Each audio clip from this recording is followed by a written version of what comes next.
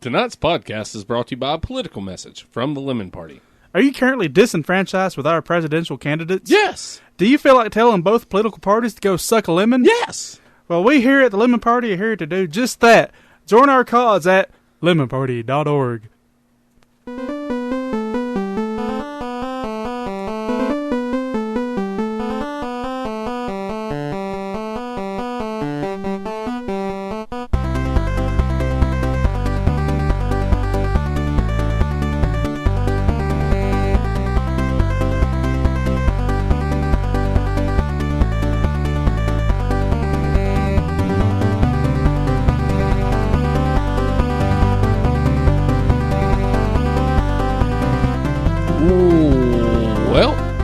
It's that time again. Welcome back to the Good Old Gamers podcast. It is May 25th, 2016, year of our Lord. Episode number 58? Something. I think Who knows? 58. 50 something. Yeah. It's a episode. Oh well. Anywho, I'm Lyle McClendon. I'm here as always, Brandon Gentry. Go suck a lemon, everybody. We hope you're all enjoying losing your lunch by now. And if you don't know what we mean, we're talking about politics. Yep. So, hate them. Just so you know. How you doing this week, Brandon? Been busy, but okay, I guess. Been working on that cabinet. Yeah, it's nearing completion. Nice. Can't wait. Nice. I'm just waiting for a couple more weeks. Yep, that old Southern Fried. We're getting close. We got a few things to talk about. We ain't got really a huge episode, I don't think, planned for you tonight. Probably not. But we got a few things to talk about. And that being said, we're going to kick it off, as always, with a little bit of news. This just in, I'm not deaf now. Yeah, I know. Went better this time. Yeah. Last week was shock and awe campaign. Yeah. What's his name was there? George Bush. Yeah, him too. He was like, we're going to get him in the middle of the night. They're not going to see us coming. We're going to go over there. We're taking every goddamn thing. Then I left the little girl's house. I feel gross. There's some Pokemon Go screenshots got released. Cool. Charizard, like a couple evolutions, and just some random battle footage. It looks kind of cool. I mean, it looks like what you think an augmented reality Pokemon game would look like. Like shit? Nah, it looks like a cell phone game. It's kind of cool. I didn't see a whole lot about it, just a few screenshots. Kind of nifty, though. Well, something that doesn't look cool is Mighty No. 9's new trailer. Have you seen it? No. It is one of the most hated trailers on YouTube. It's 10%. I can think of one worse. This one's only got 10% positive. I can still think of one worse. Close to it. I don't recall. Yeah, I don't recall know. that. I don't know. Yeah, it's apparently nobody likes the trailer because it's not what they really promised, at least in the trailer. So a lot of people are really disappointed with where Mighty No. 9's been going. If you just read the comments, I mean, I never suggest reading the comments on YouTube. There's, as Obi-Wan Kenobi would tell you, never record high of villainy and scum. Yeah. You have no idea. You will typically lose 1 IQ per minute of reading YouTube comments.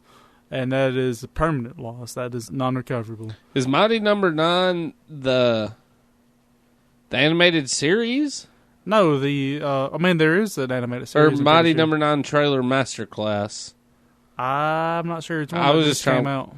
I was just trying to look up. There's one that was released like 11 hours ago. That might be it. That's, I don't want to. Yeah, holy shit. That might eclipse Ghostbusters. 793 likes and 6,633 dislikes out of 74,000 views. Yeah. I mean, they don't have the numbers of Ghostbuster, but like the ratios. Ratio, yeah. And the comments are just full of people are like, just what happened? This isn't. Why do we give this guy our money? And this kind of shit really puts a damper on crowdfunding, because it just goes to show you, no matter how many promises they make you and how much it seems that they can deliver, that don't mean they shit. might not. And that's not to say it might still end up being a good game. I don't fucking know. I was never like big hyped into this game anyway. The trailer, I mean, the way they did the trailer to begin with is just shitty. Like, it's full of really cheesy commentary. I don't know shit about it other than it was supposed to be like Mega Man. That was the only thing that kind of piqued my interest. The main thing is the gameplay was not very Mega Man-ish. It's very, very fast. And based on like building up combos and dashes and stuff, and like that's not what you did in Mega Man. So you're taking a fucking Street Fighter kind of combo approach and throwing it in with like a Mega Man? It's almost more like a hack and slash, and like the sheer amount of enemies you were killing and how quickly you're killing them. But again, that's all I got to go off is that trailer. I haven't been following this closely, but it might end up being a decent game. But it does not look like the spiritual successor to Mega Man that was promised. And that's why it's got roughly 10% positive votes. Yeah, that's not good. No. A bad trailer on YouTube for something like that is obviously kind of proven to be a Deathstroke. Mm-hmm. Kind of like it in a weird way. I like any kind of stroke, to be honest. As long as the you don't have one of the ones where the left side of your face goes limp forever. I don't know, those are kind of hot. Something about only a half-working person turns me on. Well, I mean, it's like... That's terrible. It's like I can play myself when it's always with a stranger. And the bad thing is, we're in the category to have strokes one day. So. Oh, yeah. I've probably had 3 strokes and don't even know it. That's why I'm always slurring my speech. Something that's kind of video game related, but I think is really fucking cool, and I think you'll dig this. You know how NECA, the toy action figure company, is doing the video game I covers. got to get that Godzilla one. I would give my left nut for one of the sets that's coming out, and they're exclusive to San Diego Comic-Con. There's all kinds of stipulations. I hate exclusives. You have to fucking order them, and you have to be present at San Diego Comic-Con to pick them up. That is the only fucking way you can get them. There's 2 separate boxes. They're $100 for each box, so it'd be $200 for the set. But my God, is it not beautiful? NECA has announced they are doing Ninja Turtles arcade game. I did see figures, those, yeah. And that shit is amazing to me. Yeah, those the Konami are arcade game. Yes. And the 18, or not, I almost said the 1898 arcade game. It was powered by the force of witchcraft, the devil, and steam. It reminds me of the beginning of Aqua Teen, the movie, where like Froloc's playing the Atari with Abraham Lincoln. He's like, hey, you're really good at this game, but your friend is terrible, though. And he's like, oh, he's dead. Atari's made of like vines and sticks. Like a fucking twig on like a plank of wood. They're playing it at Abraham Lincoln's house, for fuck's sake. It's Tom Lincoln. There's a difference. Go, God damn it, go! I gotta watch that movie. So come out. We know they shoot everybody. Those cops. They kill fucking Tom Lincoln. They're like, come out. We know you're hiding in here. We know you're invisible. Yeah, that's it. What a great movie. Yeah, it was. The Japanese Famicom disc system, that we never got here, had a game called, somebody correct me on this because I don't know how to really pronounce it, but it's like Kika Mario Brothers. It's like an enhanced version of the original Mario Brothers. It had a bunch of new features, like the control was upgraded, some new visuals, new music, and it had a save feature. Well, somebody has actually translated that to English for the first time, and there's a English ROM you can pick up of that now. Much to the chagrin of Nintendo, I'm sure. Yeah, I was going to say, be sure you own Mario, to pick that ROM up. Or don't, because fuck Nintendo when it comes to that kind of shit. Yeah. They kind of have it coming. Whether it's cocks with their copyrights on videos and stuff, it's ridiculous. What else you got? The Pac-Man 256 game that is currently on mobile, it's coming to PCs and consoles June 21st on Pac-Man's 36th birthday. It's a decent game. It's not... If you were looking for something that's very, very Pac-Man-ish, I wouldn't go with it, but it's a cool Pac-Man spin-off. For those who don't know, it's based on the level 256 bug in Pac-Man, where the level basically disintegrates. You run out of memory. Yeah, the level just goes to gibberish. And that's what happens in the game. You're on like a never-ending Pac-Man map that scrolls, kind of up and down. It's done in an isometric view, so compared to the overhead view of Pac-Man, it's got a somewhat of a 3D twist to it. But as you keep going further up, the map starts turning gibberish, and if you get caught in the gibberish, you die. And meanwhile, you got ghosts and stuff trying to kill you. But there's also all kinds of different power-ups, like lasers and shit, too. It's okay for a mobile game. I wouldn't buy this on PC. I might pirate it, or if I get it in the package still. Being that it's a free mobile game, I'm like, why would I buy this on PC? But that's true. Yeah, that and another PC game of news, the Sega Classics that I mentioned on Steam. It now supports modern console controllers and Steam controllers. So if you got something newer than a 360 controller, such as the Steam controller, it works with the new Sega Classics thing. So that's pretty cool. I seen where they've already sold a shit ton of Sega games on there. Yeah, I thought that was pretty cool. I'd like to see more of that kind of thing. Yeah. Sorry, I found a power crystal. Line my chakras. Is that the immortality crystal? I think so. I found it out in the parking lot of the Office Max when there's an office. I went to get my car worked on in Birmingham yesterday, and I was getting my oil changed. There's like Office Max and Hobby Lobby, and I just walked across over there and found this shaman crystal in the parking lot. That's actually probably a crack rock. I think David Artichoke Fox is going to sue you for breaking his patent. Well, fuck him. Fuck him right in the mouth. You would.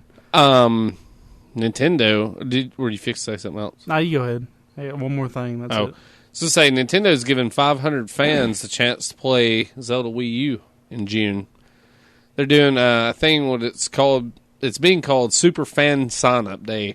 The first 500 Nintendo fans in line will be given a wristband that can be exchanged for a ticket. The ticket guarantees a spot to play the game during selected time slots from June 14th to June 19th. Where? In New York. So they're going to televise the whole event, though, and they're going to be showing live streams of the people play the game. So all of you kids that like watching people play games more than you actually like playing games, here's your chance for some hot, steamy action. Straight from BoonerFactory.com or Nintendo.com. Xbox has got a more powerful new Xbox One coming out, codenamed Scorpio, and it's set for release in 2017. And at E3, they are announcing a smaller and cheaper Xbox One, basically a slim version. I'm assuming. I haven't heard this. There's another Xbox One coming out. Yeah, they're probably doing the same thing as the PS4K. It's gonna be 4K. I'm like, guys, if people want to upgrade their shit like this, they'll buy a PC. You're negating the one thing that makes console gaming slightly superior to PC. Like, it's one pro to PC gaming, where you buy the console and that's all you need for the life of it. That's the one reason to buy it over a PC. Because if you had the price of two consoles, guess what? You could have had yourself a gaming PC.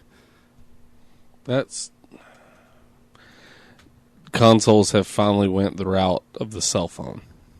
Yeah. Fucking Xbox One S7 Edge. I'm sure. Alpha Extreme. I really would not be surprised within 10 years if you sign up for a 3-year contract for Xbox Live, you get your Xbox One with like $100 discount or something. Just like fucking cell phones. Yeah. God, it's so fucking stupid. So yeah, I mean, I like the idea. I don't mind the slim version because, like, when the PS4 gets cheaper, I might actually buy a PS4. There's enough titles on there; it kind of looks tempting. I'm not gonna lie. I'm gonna have a PS4 at some point. Just, I've been watching people play Bloodborne, and I wanted to get into some Bloodborne. That's one thing I'm pretty keen about, and Shenmue 3.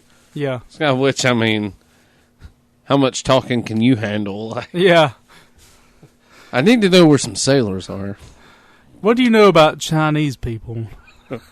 They're Chinese. I don't know. Ask Tao Shin down at the laundromat. He's usually there between 3 and 7. If he's not there, ask the old man down there. He'll tell you where he's at between 9 and 5. The 3 blades. That's what you need. Talk to the 3 blades. I'm sorry. I don't know anything. Ask somebody else. God Go damn. away. I'm busy. Hey, you want your ass kicked? What do you want? Hey, kid, get the hell out of here. Dude, they should hire me and you to do all the voices for the Way better than one. I can just see voice actor provided by good old gamers. What the fuck is this? Boy, you better get the goddamn fuck away from me. Like, you can't say that. Why? They're like, you just can't. This has got to be a T-rated game. What the hell is this?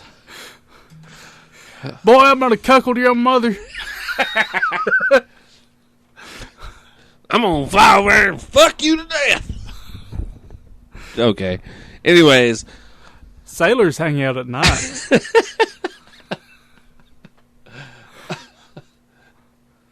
I'd like to know more about sailors. Some of them are really big, and they hang out in the bar. They may even have tattoos. You should ask at the tattoo parlor. Get your punk ass out of here, kid. I don't have time for you. Hello, yo. Well, some people in that game call it Rio, and then some people are like, hello, yo.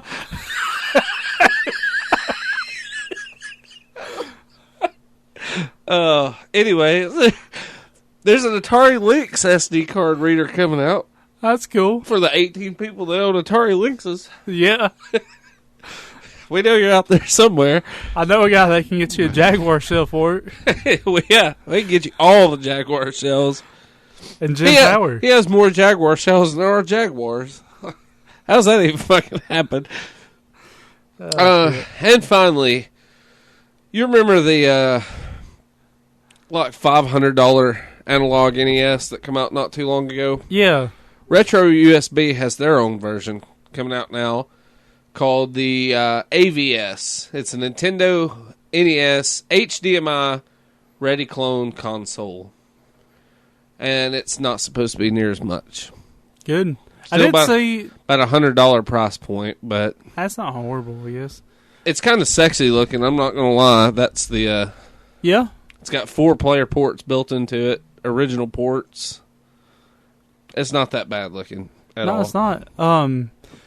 I did remember saying. Excuse me, I think $185. Okay, that's steep. I do remember saying that it might be the same company. I'm not sure. They came out with Bluetooth controllers for it that supposedly work pretty good. Yes. They Retro Receiver, I think was the name of it. To be honest, if I'm going to go that far as to get Bluetooth and shit, I'm just going to make me a NES Pi, like, you know. You're defeating kind of half of all the purposes of retro gaming to begin with. Yeah, it's cool if you just really want that, but I'm like, if I'm putting that much technology into it, I'm just that kind of shit ROMs. is for some motherfucker that's living in an apartment in an uprise city that's having people over for fucking kombucha and shit, and it's like, I have a fucking NES made out of nothing but gold analog switches, and I don't even know how it works. You know, that's what that shit's for. Bragging rights. But, anywho, I guess that does it. That's it. Right. Okay, well.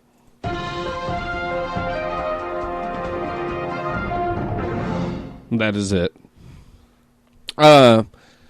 Something I figure we should go ahead and touch on. We're not going to get too in depth with it tonight, because we're actually planning something special.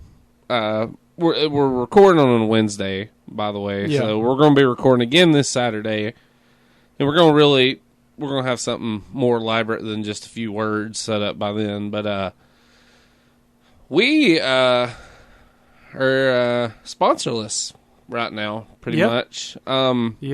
Unfortunately, Vault Games closed the doors this past week. And it sucks. Yeah, it does. It really does. I was actually kind of upset. A little bit when I found out. Yep. They just couldn't recover from that move. That's a really hard thing to do as a small business. Yeah. Moving that storefront is brutal shit. So, man, that's bad, losing such a great place. Yeah. A lot of fun times. Yeah. Met a lot of cool people. Yeah. And honestly, if not for Vault, I don't think we would have as big of a foothold as we've kind of gathered ourselves. They've helped us out.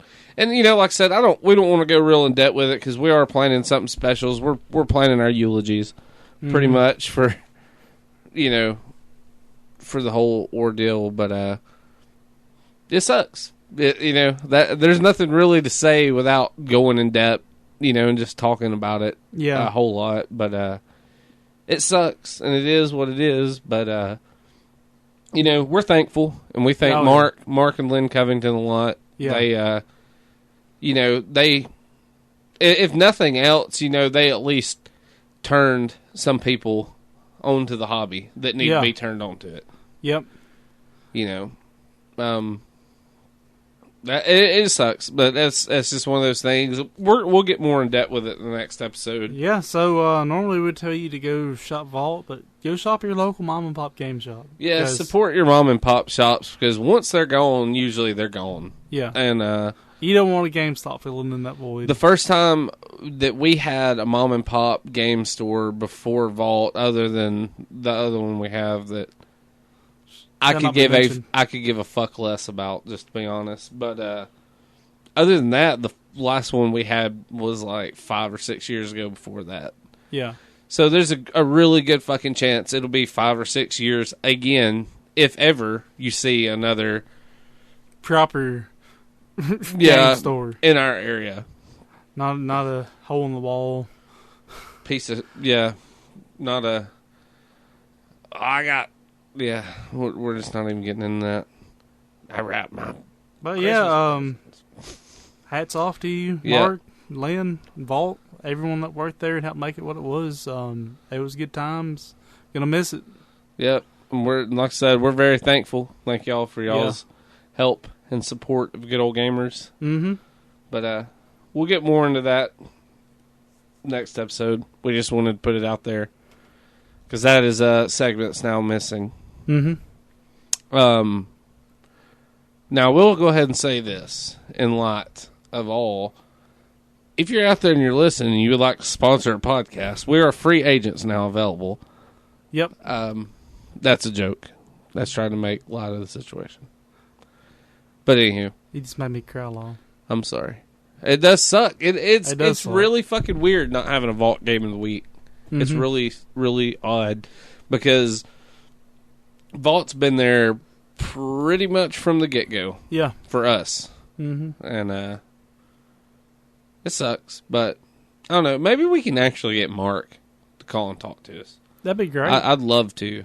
Mm-hmm. That'd be awesome. Or maybe just, have some sort of participation. Anyways, so we're going to get past that. Then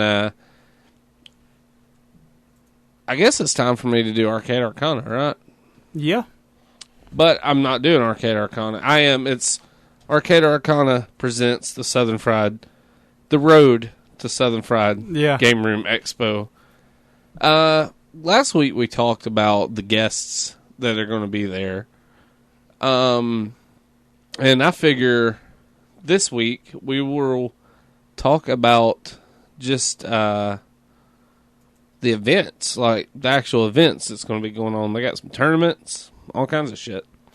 So I figure I would just go over that. There's 2 events I'm going to be worried about. drinking and playing games. Yeah, yeah. The rest of it, if I happen to stumble into it, even better. There's a couple things I'm really interested in going watching this year. I really enjoyed the panel with Joel West and Billy last year. Oh, excuse me. I'm going to try to get Joel to do a section of the podcast with us, because I figure we'll record while we're there. Yeah. Maybe get him to come sit down with us for like 30 minutes and just bullshit. Yeah, have him tell us some of the favorite games he played there and something like that. Last week I talked about all the people that's going to be there. So, go back and give last week a listen, and any of those people that you got a question for, relay it to us, and we will get you an answer. Even if we can't grab an interview, maybe we can at least get you an answer. And definitely. Definitely. We'll start out, though. I'm going to give everybody the schedule. And then next week will be the last week before we go, actually. I got to turn in my freaking vacation notice. Oh, shit. It's cool. I got time. I just forgot about it. There's one of these things in here I thought you might be interested in, but I don't know. But we'll start off on June 10th, which is opening day, at 5 to 6 p.m. in the Galleria, which is... This thing's split up all over the conference center. They're doing Soundcheck Level 1. I love video game music. And it's a music panel and that does highlights of some of the best of modern and classic video game music, including titles such as Final Fantasy, Mario, Zelda, Mega Man X, Sonic, Halo, Journey, and much, much more. Then much more. That better mean Chrono Trigger, because you can't have one of those without that. That is true. Then, also at 5 to 6, in the Waverly Room, there's a thing called the Moon Pie Meetup. And adjacent to the Cream Pie Meetup. And that is right next to the Cuckolding Seminar. Which we will be hosting. I don't think we're going to the Southern Fried Gameroom Convention. I think we've accidentally booked another convention. Southern Fried Game Poon. So this is a random side note, but the last time I went to Atlanta, we stayed in the same hotel that me and you stayed at, the Marriott. Really? When we went and saw Hum play live, and me and Emerald went to the bar downstairs, and there was I swear, I can't lie to you on this, there was a fucking Pimps and Hoes convention, is what the guy told us it was. And it was a bunch of, like, pimps and their fucking hoes all hanging out in this hotel. They were everywhere. It was amazing. I seen people with, like, fucking leather coats that drug the floor and shit. I've never seen anything like that in real life. Such luxury. But anyways, the Moon Pie Meetup is members of the Killer List of Video Games, Pinball Bash, SEACF, and Pinside Forum are invited to mix and mingle with fellow arcade and pinball addicts. I want to say the Killer List of Video Games you mentioned, and I'm going to get some shit for this, I'm sure, or K-Love. Yeah, that's what they're referred to on here. The arcade forums.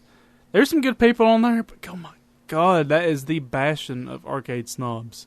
Really? I'm going to avoid that like the plague, because I will punch some pretentious... This is somebody you were to tell them you have a main cabinet, they would probably just rip their cock off instantly. Predator holding the fucking I would end up up. like straight out slugging some pretentious cock right in the mouth. Your servo stick doesn't have the right latency to it. I'm like, what the fuck does that even mean? Like, have you ever seen a vagina? Well, I have 5 kids. I'm like, yeah, they're all fucking hideous. Like, anybody can bang their sister, buddy. Oh, that's terrible. This is Alabama. 6:30 to 7:30 in the Chancellor Room. From Tron to Curveball, Bill Adams' life in classic gaming. Bill Adams has designed certain games such as Spy Hunter, Satan's Hollow, and Tron. He's going to be there sharing his experience of his epic career in the industry that shaped an entire generation. That might be actually kind of cool to see. Yeah.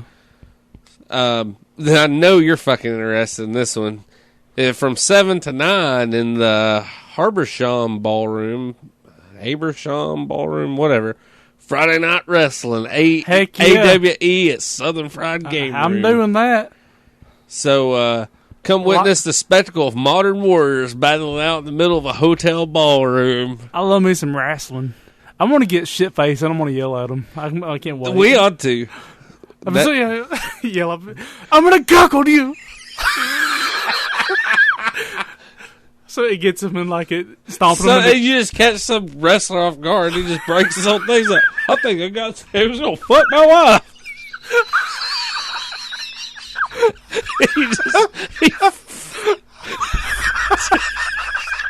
he just fucks the whole match up. They're like, "What'd you do that for, Johnny?" And he's like, "You didn't hear that guy? He's gonna fuck my wife, man." These nerds are fucking brutal.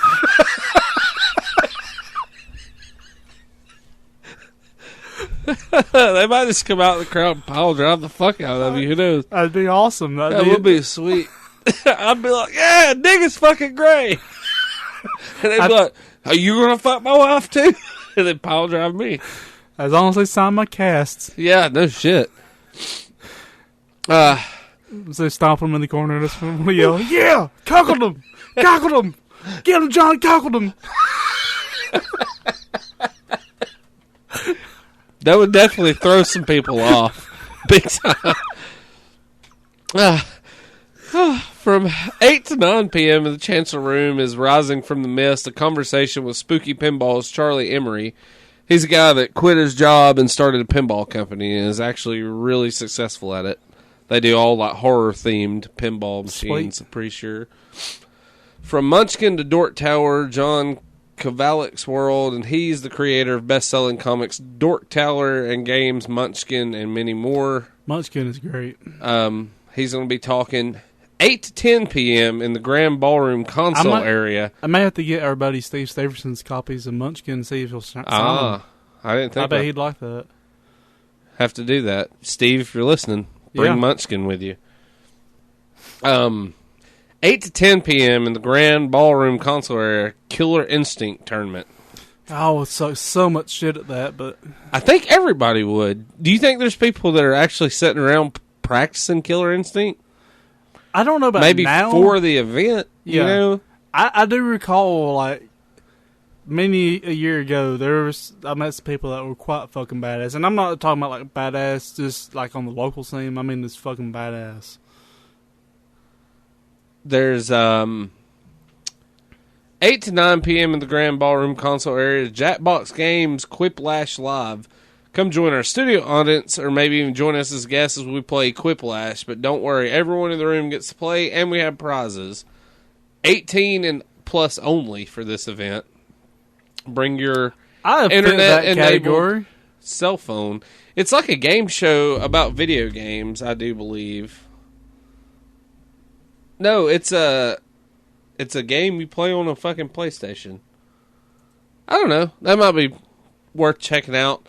9 to 10:30 p.m. in the Galleria, they're doing a film screening of Nintendo Quest, which I actually kind of want to see. I've seen like 20 minutes of it. I might. It's really hard for me to go watch a movie when I'm like went there to do other stuff, but I might if I need to like let some of the alcohol wear out of my system. Well, I figure I'm gonna get there pretty early because I'm actually gonna be able to take off that Friday. Yeah, I'm gonna leave. I plan on being there as soon as we can check into the room. I want to be there, and I don't know. I'll probably go watch it. NES Quest or Nintendo Quest is about a guy. He gets proposed with a challenge: 30 days to get a complete NES collection, except for like, World Championship carts, but just your basic NES set. Commercially released. Yes, and he has a car and money. He cannot use the internet or anything. He has to actually go like 100,000 miles pretty much around America to get this set. So it could be interesting. I've seen about 20 minutes and it was kind of cool. 9:30 to 12 a.m. in the Hybersham Ballroom concert time. It's a band called D&D Sluggers and Snoot. I'm pretty sure D&D Sluggers were there last time. I think they were. We might have to check some of that out as well. In the Chancellor Room from 10 to 11, podcasting after dark. I I didn't go to any of that last year. I wouldn't mind sitting in on it and just kind of. We did sit on that one podcast. One of the Broken Token, I think. Oh my god! I mean, sure, if I was like a huge arcade collector, I'm sure some of the information they had would have been good. But it was like sitting there down listening to Wikipedia, so we just bailed. I don't think they took too kindly to that, but we just got up in the middle of their shit and walked out. Yeah, like, fuck this. The only one we stayed for the whole time last year was Billy and Joel's. Yeah, which it was really good. I enjoyed it a lot. They're charismatic people. I don't know if Billy's going to be there this year. I know Joel is. Yeah, I don't think Billy is, but maybe. We'll see. He might not be making any like real official like appearance or doing any kind of event. He might just be there. So who knows? And that's all for Friday. Well, no, and then 11 p.m. To 2 a.m. I might actually go and watch this. They're doing the Rock Band gaming night where people just are drunk and playing Rock Band.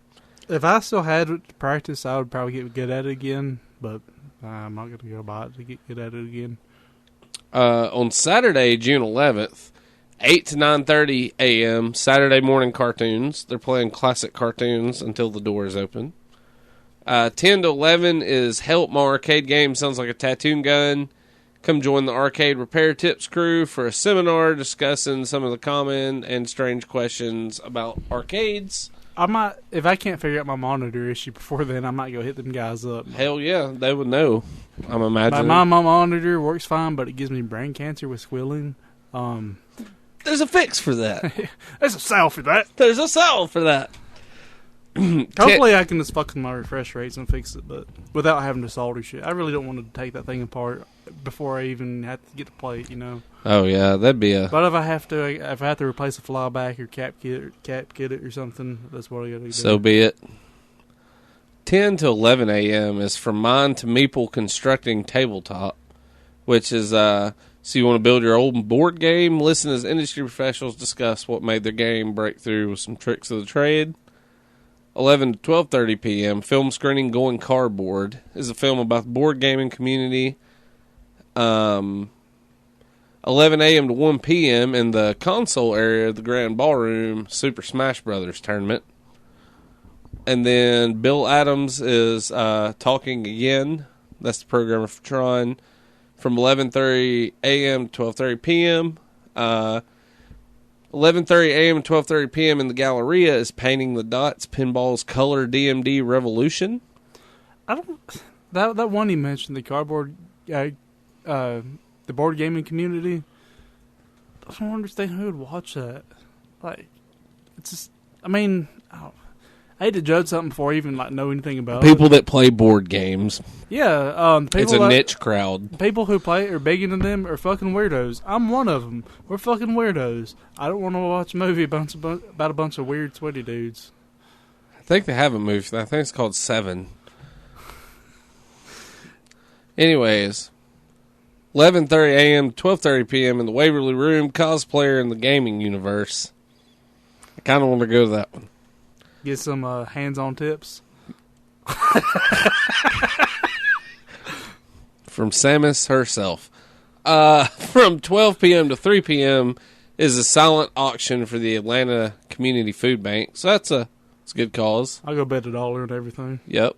John Kovalik is doing another session from 1 to 2 p.m. in the Chancellor Room. 1 to 2 in the Galleria, Taking It to the Shop, Making an Old Pinball Game New seminar.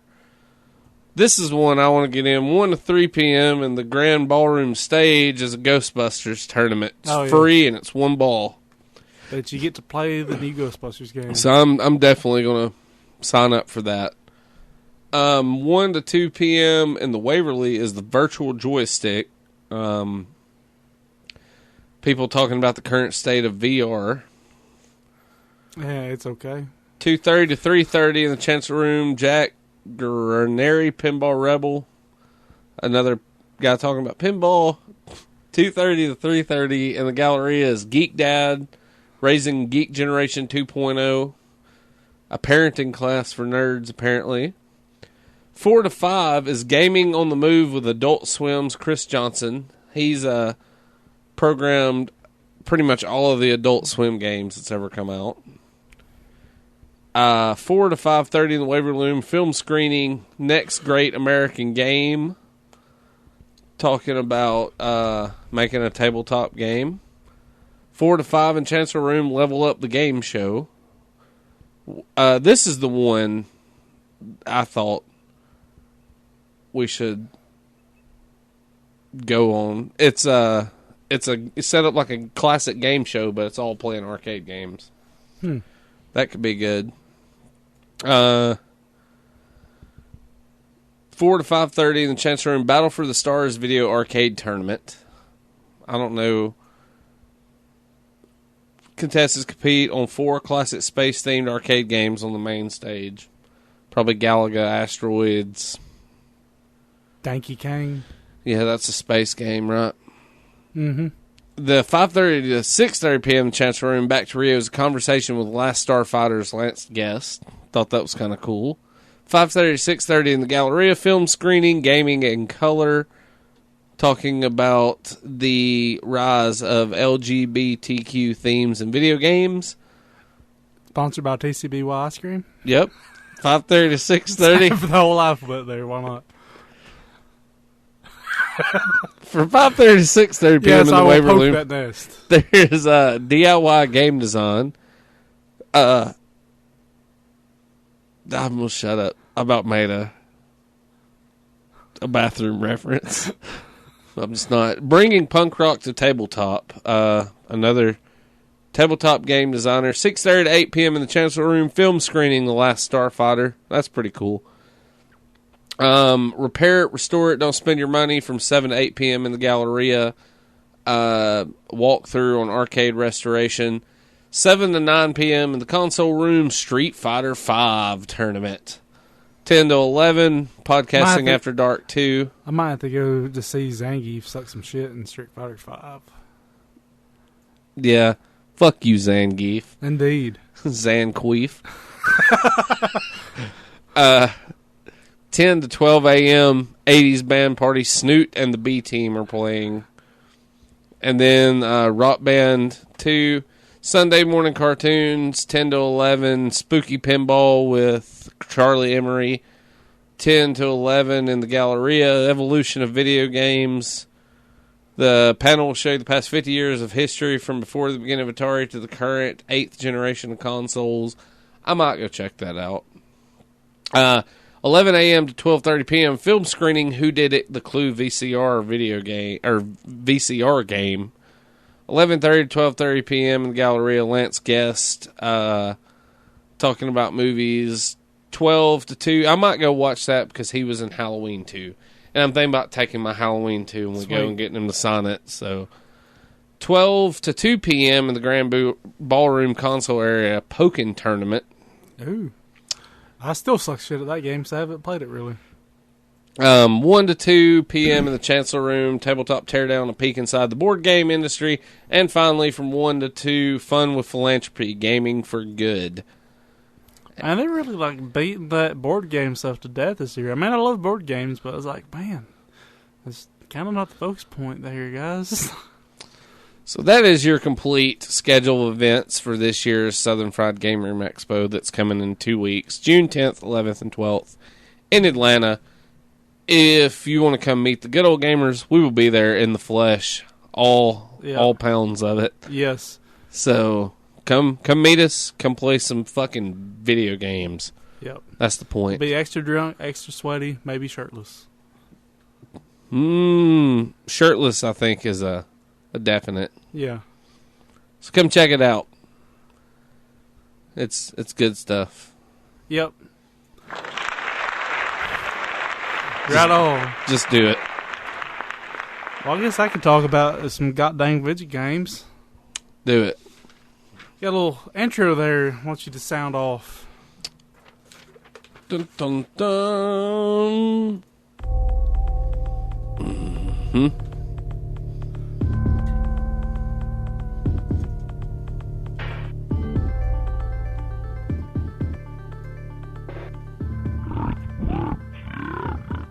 Very nice. There you go, Earthworm Jim.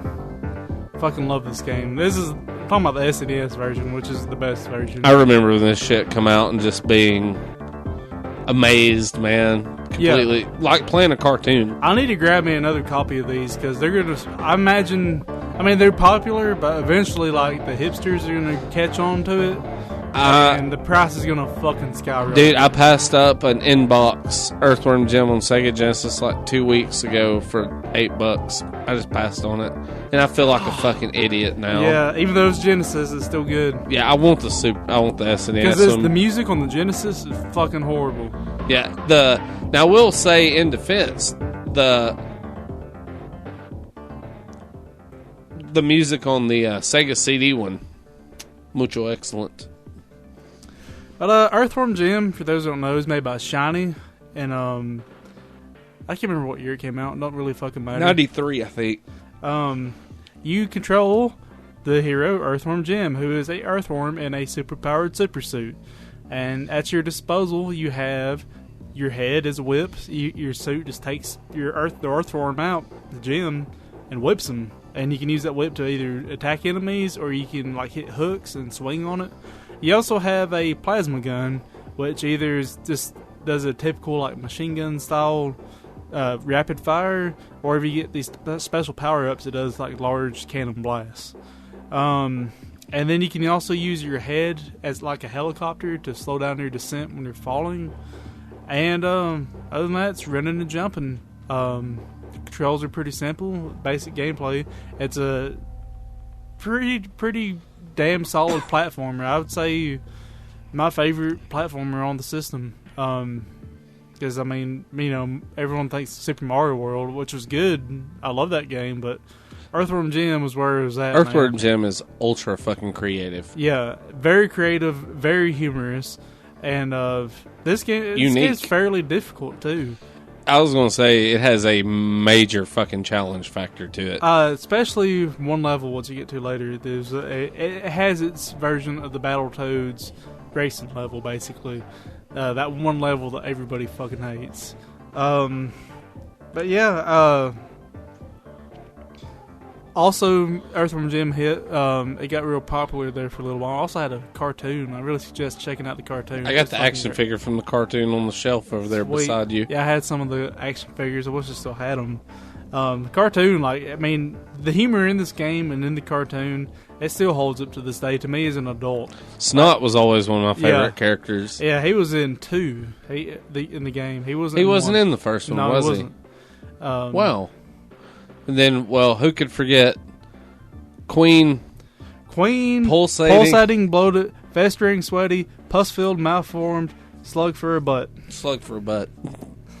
Yeah, that was the boss of the game. She was always in the cartoon. Obviously inspired by the Queen alien a lot. She's actually mostly inspired by a Queen Termite. Yeah. She's almost fucking identical to a Queen Termite. If you look one up, they're fucking disgusting. Nice. But yeah, you start off the game as Earthworm Jim, obviously. And the first level is New Junk City, and it's what you'd expect. It's a gigantic fucking garbage pile. And you go through the level. The main enemies in the level are crows, which I fucking hate the crows, even though they're like one of the easiest fucking enemies. They, you hate to waste your gun ammo on them, so you try to whip them. They're hard to whip out of the air unless they're right above you, and if you don't, they'll just constantly peck you for a little bit of damage, or they'll grab Jim's head and just kind of thrash him about and deal significant damage to him. There's also dogs in the game. I think they're called Fifi, something like that. Big rabbit dogs, like typical junkyard dogs, and they will literally tear your ass up. So you gotta watch out for all that shit. You mainly just go through a series of platforming, and you come across a mini boss. I think its name was like Junk or something like that. It's just a bunch of tires in a garbage can, and it fires shit at you, and you got to jump over it and just shoot it the entire time. The boss of the level, it reminds me of Catfish. His name is Chunk, and he's riding this overhead crane, and while he's setting up there controlling the crane, the overhead crane is dropping objects at you. The main object of interest is a crate. When it drops the crate, you can whip the crate over until it gets into a little spring, and it flies up there, hits Chunk in the ass, and he starts belching up fish at you. So you got to dodge the fish and then wait for him to stop, or at least wait for another crate to come by. And you do that enough times and he dies. And then after most levels in this game, Earthworm Jim takes out his pocket rocket, which is a motorcycle. Not what you're thinking. Yeah. It's a motorcycle-sized rocket. Like a jet moto. Yeah. Almost. He just pulls it out of his pocket and flies off, and it goes to Andy Asteroids. You want to cue up Andy Asteroids? There you go. One of my favorite songs in this game. All Indeed. the music in this game is This great. is very fitting for our podcast. Yeah, I wanted to use this, but I was afraid of copyright infringement. These levels, they're all roughly the same. They just scale up in difficulty. You race Psychro. Psychro is basically an evil humanoid crow, and you race him through space. If you beat you, you lose. If you while you're kind of flying through a wormhole, and in this wormhole there are asteroids. There are some little like bluish orbs, and then there's red like speed boosts, and then there's shields. You can pick up the shields to kind of save you if you hit an asteroid. You can pick up the speed boost to get ahead of Psychro. And the blue orbs, if you pick up 50 of those, you get to earn a continue. So this is really vital to overcoming the difficulty of the game, is getting those continues. Oh yeah, most definitely. You're not going to get very far without all those power-ups. No. Psychro, if he happens to catch up to you, or you catch up to him, you can bump into him, and he'll bump into you too. You can knock each other into asteroids, so that's a pretty big strategy. I've never really had a problem beating Psychro. I do remember as a kid when I first played it, I did have trouble, but once you learn the ropes of it, it's pretty simple. I wish I had the sound bit, but after you win, it shows Jim. He starts riding his pocket rocket like a Bronco bull. He's holding his head like a lasso, spinning it around, and it plays a little rodeo bit. It's pretty funny. Also, at the end of every level, you get to do something. You wanna? I didn't mean to. That's cool. You wanna? There you go. Yeah. You get to spam the fuck out of that for as long as you want. You just press any button and it does it. Groovy. I will do that constantly. Ow. I love it. It just shows Jim's face there, and he says groovy over and over every time you press the button. That was one of my favorite things. It's just you want to piss somebody off. Like, they're like, stop. You wait to the very last do the thing where you millisecond. just run your finger back and forth across the button. It's like, groovy. Groovy. Some fucking hipsters wrote a whole goddamn song doing that, and he's like, I know how to play an instrument. Fuck you. No, you don't. Next level is What the Heck. I want to share with y'all. I was really impressed with this. I made this song in Lord of the Rings Online. In Lord of the Rings Online, you can play instruments, and you can program them, or you can play. You can plug in a MIDI keyboard and play them. But it's one of the best features in an online game. I've put countless hours into it. It's just playing the instruments in the game. But I've made a version of the theme song for What the Heck on the lute in Lord of the Rings. So Lyle's going to cue it up here.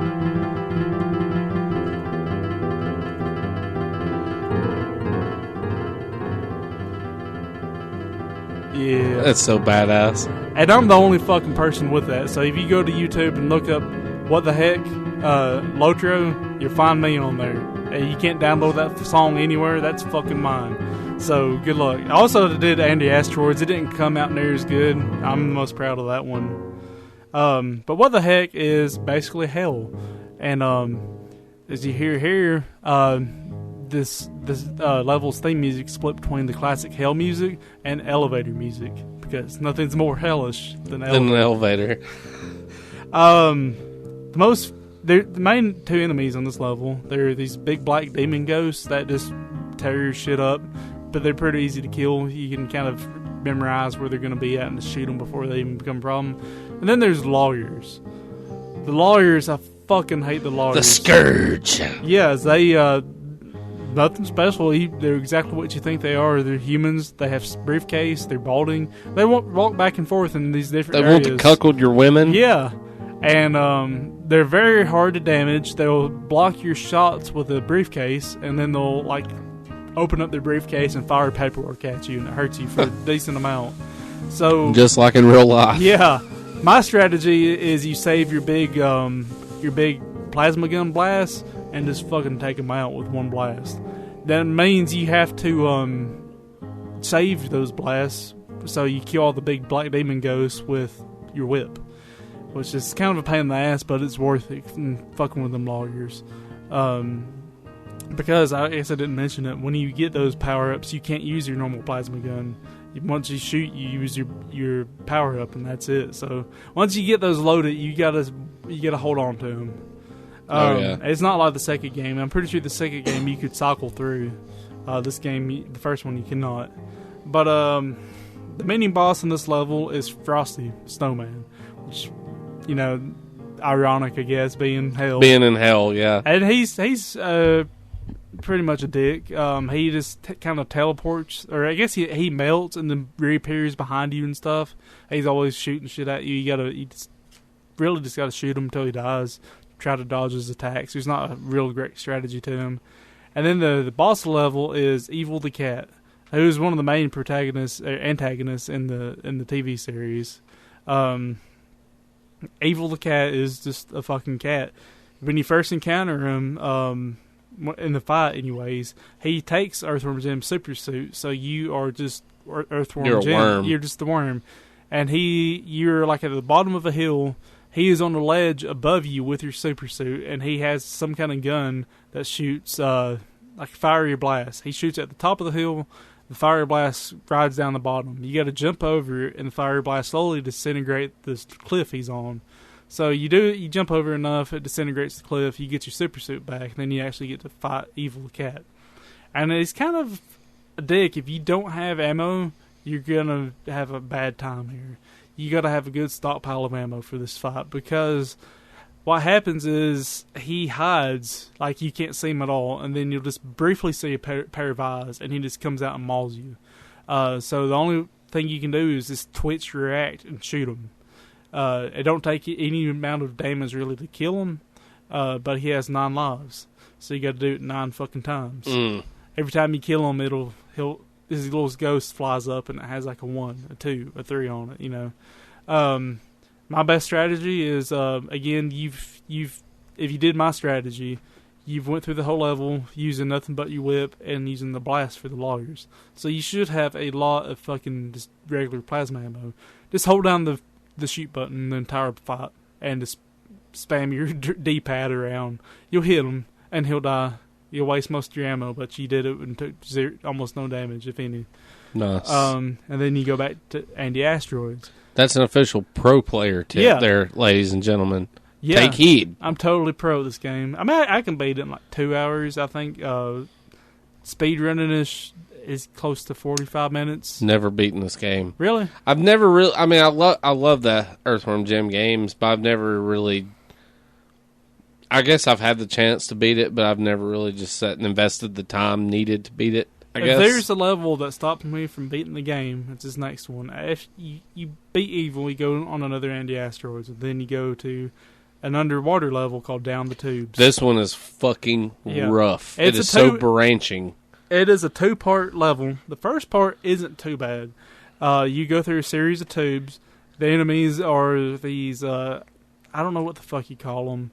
If anybody's watched the old SpongeBob, they look like the louse squids. They're just big, like, pulsating water things. And they just explode. You just shoot them. They're not a big deal. There's also drone cats, which are huge, muscly cats that you cannot touch and you cannot kill. They just patrol back and forth in little areas. You got to jump over them. Or in the tubes, you have to jump up into these little bubble type recesses, and then if you hold the up button, Earthworm Jim holds his ass up in the air with his own. He just pinches his ass and pulls up on it, so it pulls your legs out from getting taken by these cats who will they'll grab you with one hand, sock you in the face, and it knocks you over almost an entire screen, which really becomes a huge fucking problem later on in the level when there's like 3 of them in a row, and you get caught by the last one, they'll knock you through all 3 of the motherfuckers, and you damn near die from full health. So you gotta watch out for those guys. Other than that, the first half isn't too bad. There's 2 sections in the first half of the level, or this first half of the level, I guess you say, first water level. where you get into a underwater pod with little jetpacks or jet boosters on it. You fill up with air for 30 seconds of air, and you got to make it to the next air refill station, and then eventually to the next docking station. And it's made entirely of glass, so you can't go crazy with it, or it'll explode. Or, you'll break your glass and die. And if you go too slow, you run out of air. It becomes quite a bitch. Especially the second one. The first one's all kind of takes it easy on you. The second one gets pretty rough. But after the down the tubes, you get to the next level called Tube Race, and this is where it fucking gets cranked up to 11 on difficulty. You get in one of those tubes, instead of the normal 30-second refill, it goes all the way up to 99 seconds, and you know you're fucked. You got a long-ass fucking maze to go through in this fucking pod, and 99 seconds isn't enough. I'll just give it that. Even though I'm pretty sure, there's some refills in between, still not enough. Very few. Yeah. It always made me think of the levels on like Sonic 2 where you're underwater and you have to breathe out of the bubbles that are floating up, and they're fucking few and far between. Yeah. It's nerve-wracking. This is where, if I don't make it past this level, I don't keep playing. If I make it past, I usually beat the game. But this is the hardest part of the game. If you can suffer through it, the boss at the end of the level is the easiest boss in the game. I'm sorry. Bob the fish. He's just a goldfish in a bowl. In this game, you just break the bowl and you fall off on your pocket rocket. In 2, I like the Bob the fish in 2. He's the first boss of the game, and you encounter him in 2. It shows Jim and Bob the fish like on the left and right, and it just goes to like a Mortal Kombat fight, and Jim just takes Bob out of the bowl and eats him. Yeah. But yeah, you beat Fatality. that. If you beat that, you go to Andy Asteroids, and then the next level is not a problem. This is one where you're bungee jumping with Major Mucus, and it's not too hard of a level.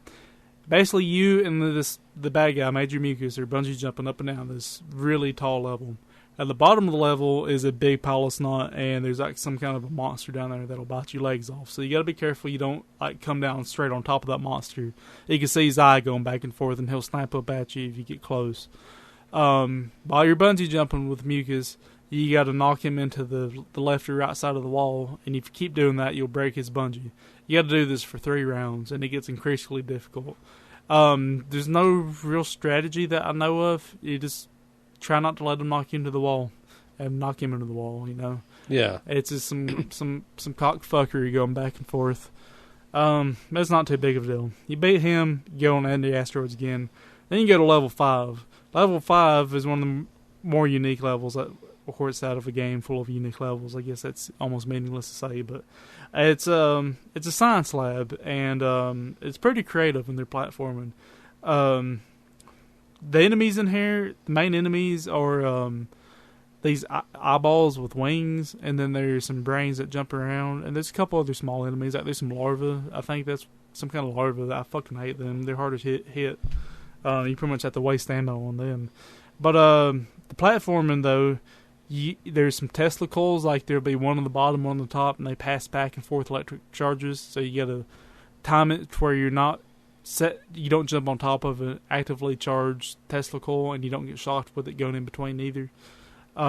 There's a lot of conveyors, and on these conveyors there are sections where there are fans hanging down, and if you get caught in the fan, it rips Jim out of the suit, and the suit continues on the conveyor. So you got to use that to your advantage in spots to get past obstacles. So you'll jump around as Jim the Worm and make your way back to your suit. And when you're Jim the Worm, all you can do is jump. You don't have any offensive capabilities. You're a fucking worm. Yeah. Also, there's some moments where you're in a little like cage that's being drug around throughout the level, and I guess it's almost the mini boss of the level. You go to a few parts where your cage is brought to the center of a screen, and there's like 8 chutes pointing at the cage, and there's this some kind of monsters fly out of the chutes at you, and you got to kill them. They fly out so fast, I still don't know what the fuck they are. They look almost like brains, maybe. I'm not sure. Either way, you just shoot them. This is also the level where one of my favorite villains, Professor Monkey Forehead. He kind of pesters you throughout the whole level, and you gotta deal with that. The final boss is Chicken Walker, and the Chicken Walker. I'm trying to think. I think he laid explosive eggs, and after you dealt him enough damage, you went to a free fall fight with him.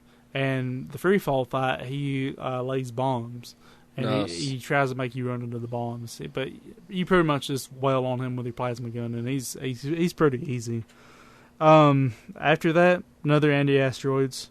Then you go to For Pete's Sake, was another one of my favorite levels. I love the Peter Puppy levels. It's frustrating. Okay, I was going to ask, because I think this is how far I've made it. I just wasn't sure if it was in the first or second game. Is this the level where you have to whip him across the gaps? Fuck this, and you have to shoot the asteroids and shit? Yeah. Fuck this level. This is as far as I've made it in Earthworm Jim. Well, you were pretty close to the end, buddy. Really? Yeah. Well, I'm proud to know that. This is the last level I remember, because I've never gotten past this level. I really like the level. It is difficult, but it's unique. It's one of the few escort levels that I enjoy. That was really unheard of back in the day on platformers like that, too. So, the gist of the level is you have Peter Puppy, who is a small, cute-looking puppy. He's bipedal, like everything else. And he's just skipping along his merry way on this planet of death. So, if something hurts him, he turns into this humongous purple beast that tears your ass up. You can't let that happen often, obviously, or you die. So, along the way, there's all these obstacles like tentacles and UFOs and shit. You got to keep Peter Puppy and yourself from getting hurt, captured, or whatever by any of these guys. There's going to be gaps. You got to keep him from falling in. If you whip Peter Puppy, he jumps really far. If you shoot him, he ducks. And that's how you manipulate his movement. I know there's 2 paths in this level, too. I never go the advanced path, but when you get to the end of the level, you see his little puppy house. And it has a sign that says home. I think it says home, and then it has like a little arcing arrow, and it says advanced. You can whip him over his puppy house and go on the advanced course, and you can take him to Peter's castle.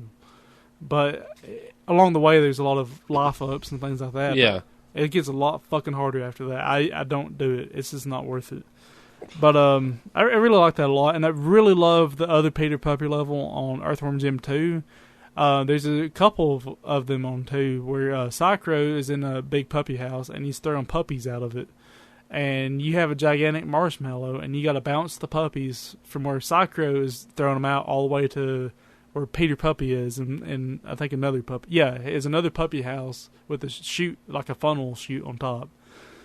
So if you miss them, they splatter on the ground, and Peter Puppy comes out. And he fucks you up. Yeah. I want to say maybe I made it that far, because I do remember that too, like bouncing the puppies on like the little trampoline thing. Yeah, I love that level. I do remember that too. But yeah, that's 2. I'm gonna do a whole thing on 2 some other time. Oh, so that one, okay. Yeah, that's 2 on that's there. All right. I just had to bring that up because Peter Puppy's one of my favorite characters in these games. Is on the show too. He was Jim's sidekick on the show. But after, For Pete's Sake, another anti-asteroids, and then you go to the final level, Buttville.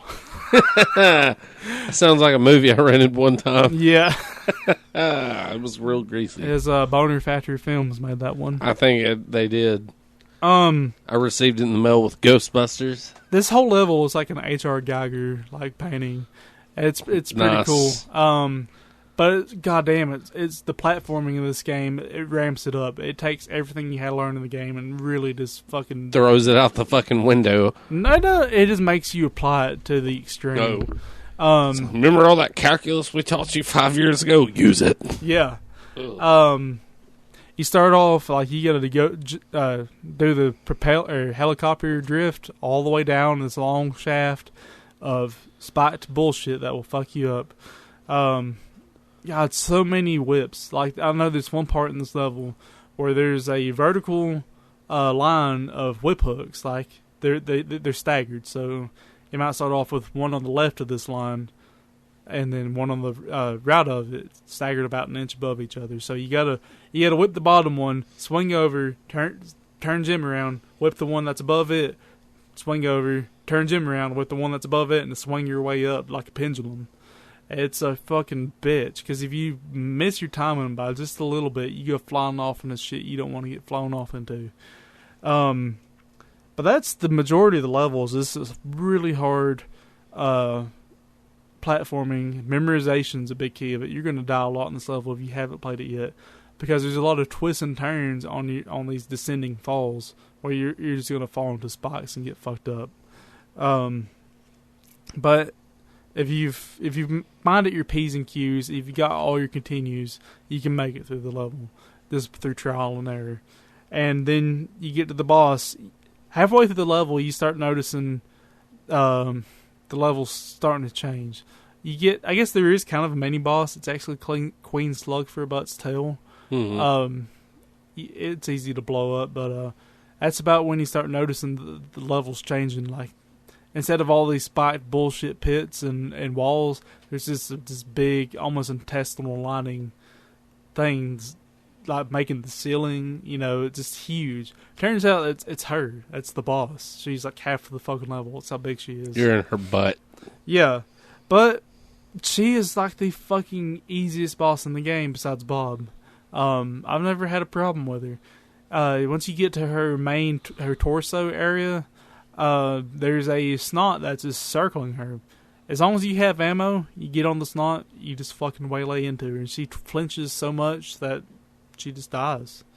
As long as you just keep hitting her. If you don't keep the pain up on her, she will fuck your shit up. But if you just hold down the fire button, keep it on her, don't run out of ammo, you got it. And you get to save Princess What's-Your-Name, which is Queen pulsating, bloated, festering, sweaty, pus-filled, malformed, slug for a butt's twin sister. So, but much more attractive twin sister. Yes, mind you. She's got like a, she got all that ass. Yeah, I was gonna put a little more eloquently, but well, no, that's what she's got. That's not what we fucking do here, Brandon. She's got the exaggerated hourglass figure, and she's like in a striped, skin tight, like a bee suit. I want to say it's like, it looks. Yeah, she looks like a bee, even though she's technically like an ant. I think is what they say in the film, in the show. It's one thing I always liked in the show. Jim's always going to save her, but she's like, I'm like an ant. I can lift like 50 times my weight. I'm not a pussy. Yeah. And she's smarter than him and stuff. It's just funny that this adult's always trying to save her. But anyways, you go to save her. It goes to almost like a Looney Tunes moment. You see, you kill Queen Slugfer, but you exit the level and you go like outside, I guess, on top of the planet's surface, wherever you're at.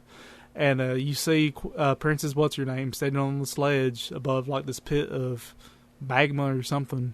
And Jim goes up to her, and I think she blows a kiss at him or something. And he does the classic like Looney Tunes. His face turns into a wolf. His heart starts beating out of his chest.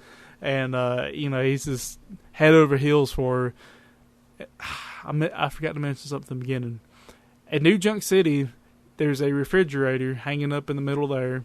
And below it is a seesaw with a cow on it. You launch the cow, and it says, "Cow launched." That's all you ever know about it. Well, this part is where you find out where the cow went to. As Jim's like fawning over Princess What's-Her-Name, the cow lands on her. And he just backs away. Yeah, he backs away for a second, then he just walks off all mopey-like. And it's funny because she's sitting there, she's like obviously okay, and he's like, well... She's dead. She's dead. Fuck it, there's more pussies out there. Yep. That's terrible. Credits roll, and then the ledge breaks away, and her and the cow plummets into the magma. And I think Jim, if I recall, Jim comes out, and he like grabs her crown that fell off and slips away again. He's like, yeah, I can get crack rock off of this. Yeah. But yeah, that's Earthworm Jim on the SNES. It's a great fucking game, man. It is a great one. It's I'm really surprised that they haven't made a new one. I mean, they did Earthworm Jim 3D, and I mean that's what killed the fucking series. The original series creators off. didn't have anything to do with it. Is the problem, and I think that's why it hasn't happened yet. Like I know they kind of want to do something, but unless they get all the rights to it, the creators are not going to. Well, it's the kind of the same premise as a movie too. You know, like I would rather them have 2 movies that are great and just not do another one than to fucking force one out. Ghostbusters want to do. Yes, exactly what I was thinking. I would have said that about Ninja Turtles, but I can't say that because I'm actually kind of excited for the new movie. Really? A little bit. I think so, just because it looks more like the cartoon. It's got Bebop, Rocksteady, and Krang in it. I'm in, you know. Ghostbusters, I may be a misogynistic, chauvinistic asshole, but fuck that fucking movie and fuck every goddamn person attached to it. Right in their fucking mouths. I'll agree. There's nothing redeeming. There's nothing good about it. James Rolfe's catching a bunch of shit for just simply saying he won't review it. I'll go a step further and say it's a piece of fucking shit. I haven't even seen the goddamn movie. You know, side tangent, you know. I really hate it. I'll say, like, this movie looks like shit, and then, of course, you know, you got the Tumblr people like, oh, you're just sexist. I'm like, really?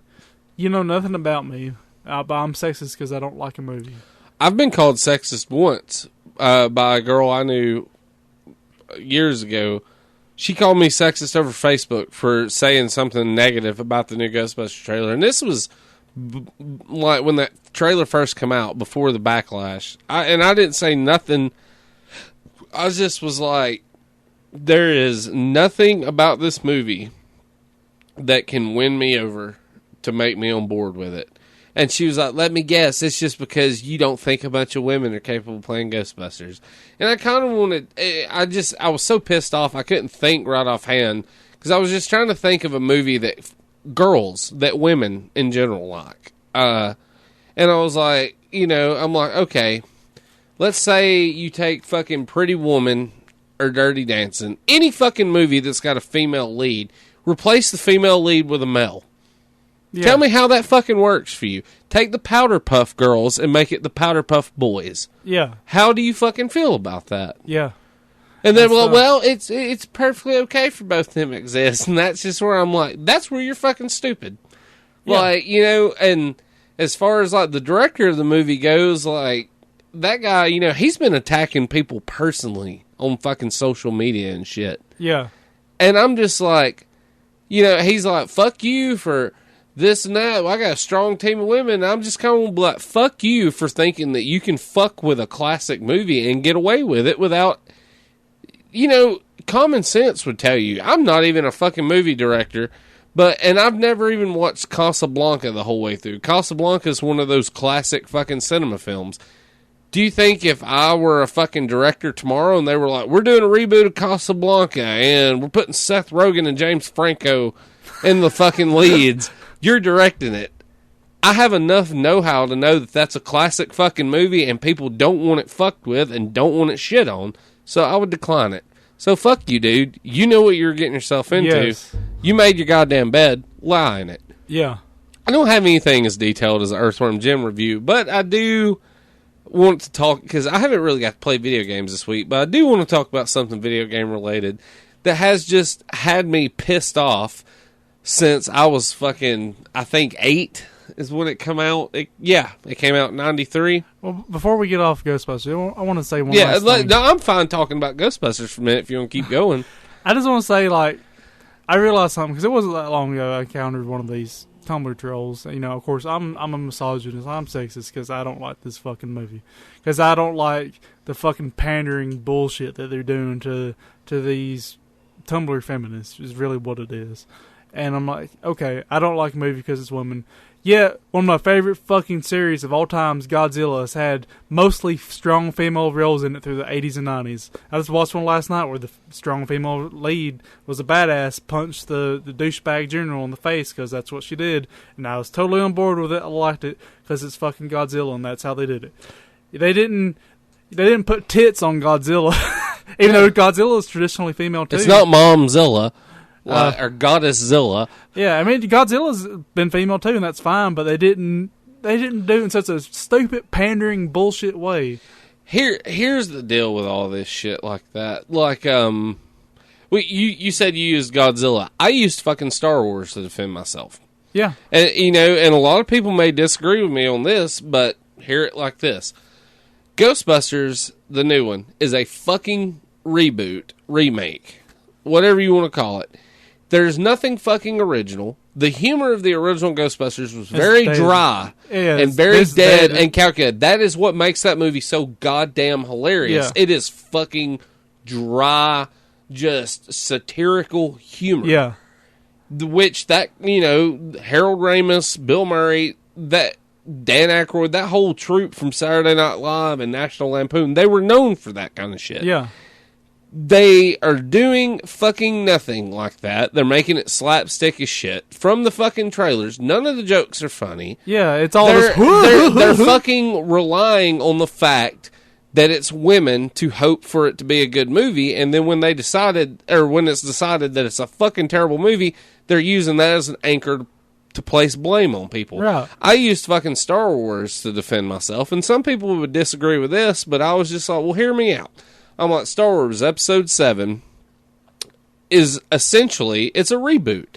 It's not a remake, but it was made, you know, they had never said anything about an Episode 7. It was simply fucking made because the demand for a new fucking Star Wars movie was that out the roof. And Disney, whether you like them or not, Disney fucking knows how to market their shit. Yeah. They own two of the biggest fucking entities in franchise entertainment right now. They own the Marvel Universe cinematically, and they own fucking Star Wars. Yeah.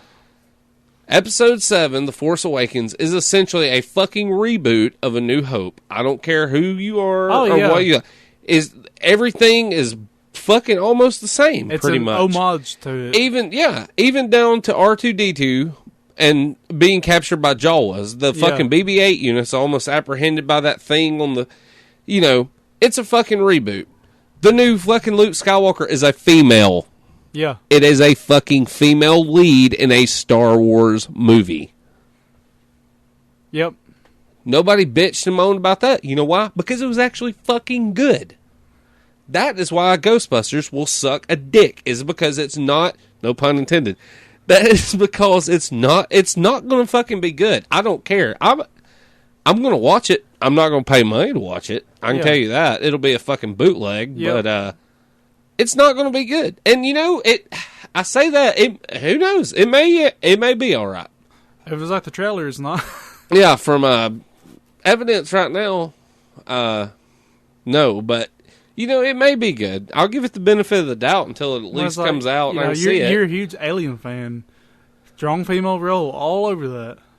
Well, fuck yeah. Ellen Ripley is the, like...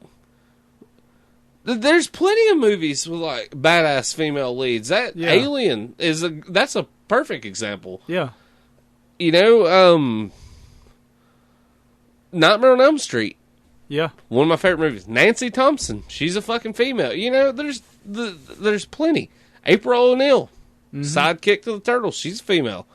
You know, don't make Daniel O'Neil. It's a guy, April O'Neil, and a bunch of chick turtles that all want to fuck Daniel O'Neil. That just sounds...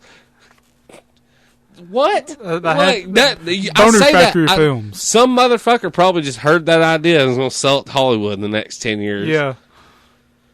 Speaking of just movies, that's just kind of got me where I'm pissed off now. I was going to talk about Super Mario Brothers, the movie, tonight a little bit.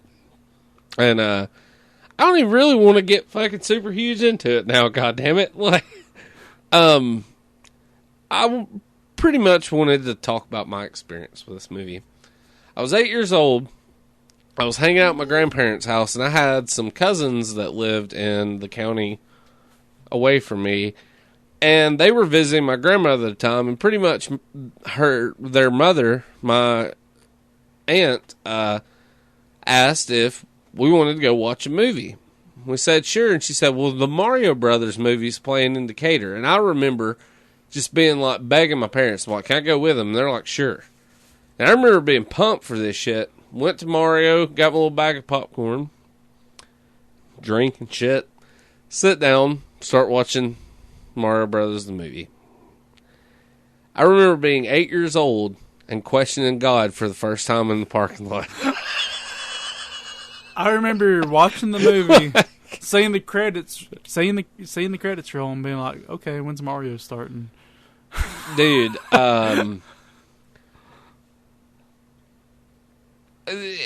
Mario the movie is a really fucking what the fuck moment in history, and also the reason Nintendo has not made another movie to date.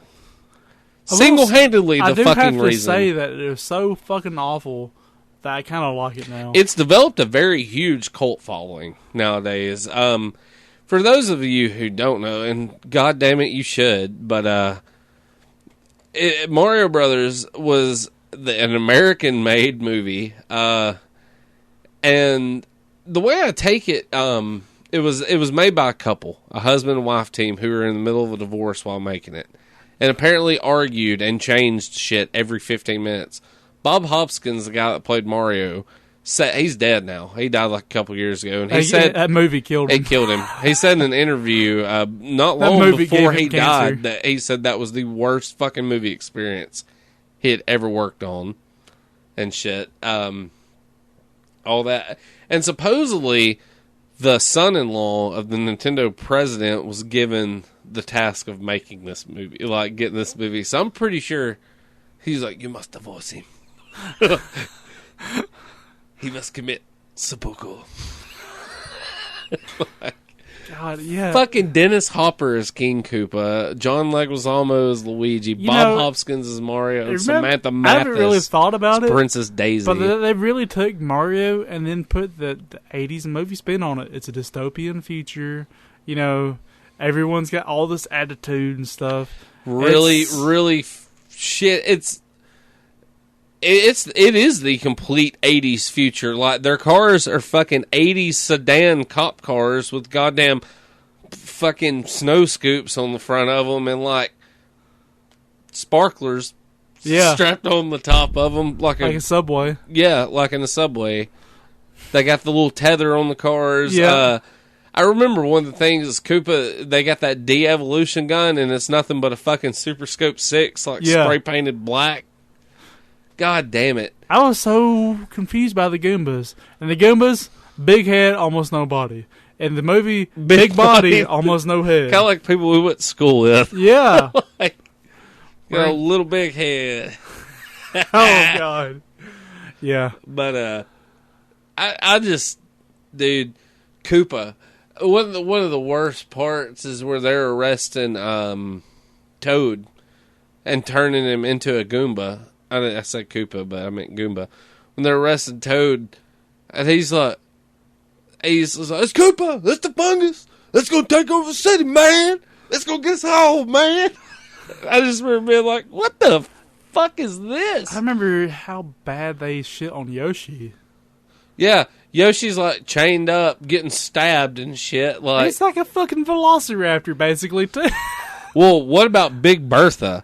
How about shit that you take a big red fish and turn it into a big red Aretha Franklin looking bitch with some fucking boots and make you jump. And she got a big old power crystal hanging between her old sweaty tits. Oh, Mario's like, I'm gonna plumb that shit. God damn it. And what's your name? Mario. What's your name? Luigi Mario. With Mario Brothers. I'm like, God damn it. Why? If I had a time machine, Dennis Hopper's dad too. This movie probably killed his ass too. God damn. Fuck, what was I going to say? The movie only grossed $20.9 million on a $48 million budget. Ooh. Nintendo is like, oh! You want to dishonor my family! We must hurry up and make Virtual Boy to make up for lost funds.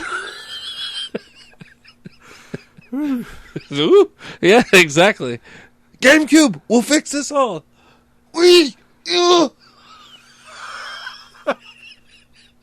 Terrible. You're talking. What? We used Nintendo's Revenge on America for that movie. You underestimate my power.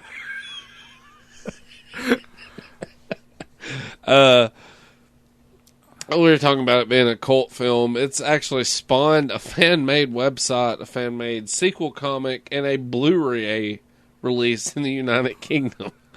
So people love it. I mean, I do like it now as an adult because I get to appreciate how shitty it is. I have it on DVD. I can't say nothing. I do too. Just because, I mean, it's... But do you remember the cartoon, though? The cartoon was pretty shitty, too. Which one? There was Captain N and the Game Masters, which had, like... Do you remember that? Back before Nintendo... It had Kid Icarus, Mega Man, Captain N, which had his power blaster. Yeah. Simon Belmont, and somebody else. I'm talking about the, like, official Nintendo Mario cartoon. Well, I was saying, like, Captain N had a Mario cartoon that was, like, Super Mario 3. Yeah. And then there was Super Mario Super Show, which was, like, Super Mario World era. Yeah. Yeah, I do remember that. Do you remember the live-action Mario? That's exactly what I was going to talk about. They had little live-action skits, and then they had the two guys, like, dancing in front of the cartoon at the beginning doing the Mario rap. The guy I was named after was a guest on one of those shows, Lyle Alzado. Sweet. I need to show you a picture right now of the guy I was named after, but he died of steroid use. I remember the guy they who were played, on there. The guy I remember who played that. Mario looked like Ron Jeremy. And I always joked about Ron Jeremy dancing at the beginning of those shows. Oh, dude, it's like that picture you tagged me with that time that's Ron Jeremy dressed up like Mario. I about fucking cried when I seen that shit. This is the guy I was named after. And he was actually in a fucking horror movie called Destroyer. Oh, nice. Kind of amazing. But anywho, that's just... If you haven't watched Mario the movie, you should do yourself a favor. I'm sure you can find it for like $1 somewhere. Someone might pay you to take it. Yeah, you could fucking... I'm sure you can download it real easy. In fact, you probably should download it just to piss in Nintendo's eye. You should. Because they gotta hate how big of cocksuckers they are with copyrights. So, in 2013, Stephen Applebaum and Ryan Haas teamed with 10 of the original film's writers to create a webcomic sequel to the film about Mario and Luigi returning down Manhattan with Daisy to tend to revive Father, only to find out Wart is planning to overthrow the city. So, I can only hope that they're picking turnips and shit. Yeah. For the majority of that movie. Well, I guess that's it for that. Do we want to get into the Good Old Gamers question of the week? Got a hot and steamy. Oh, shit. Darkner. How deep we into this episode? Deep. Nice. That was pretty good timing. Hour and 30 minutes. I'll make it kind of quick. Let's get hot and steamy. It's another Steam game that I don't own. I played it with Juice. Our buddy Juice, who recorded with us many episodes ago. I have to get him on again sometime. He shall be back. This game, I'm pumped to play this on my arcade machine because it's a new game that has an arcade mode on it, like specifically for arcade cabinets. Nice. It's called Crawl. It's an early access game right now on Steam. I think you can buy into it for like $10. But it's a 4-player dungeon crawler. It's really unique because one player plays a human, like the human hero. The other 3 are monsters. When he's first fire up the game, you're all 4 are humans. You are camping out like in the entrance of the dungeon, I suppose, and it has a little voiceover. I can't remember exactly what it says, but basically, like, you all go nuts and you kill each other.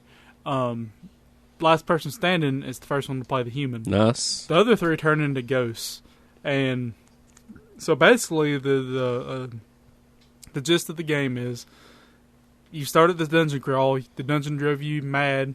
You killed your friends, and now they're haunting you, trying to kill you through the rest of the dungeon. It's got really great, like, retro graphics, like neo-retro graphics, I want to say. It's got, like, 8-bit textures, but the animation is more like a 16-bit game. So it's got, like, that smooth animation, but it still looks like an 8-bit game almost. Nice. It's really like that era between the NES and the SNES in arcades where you kind of saw that a lot.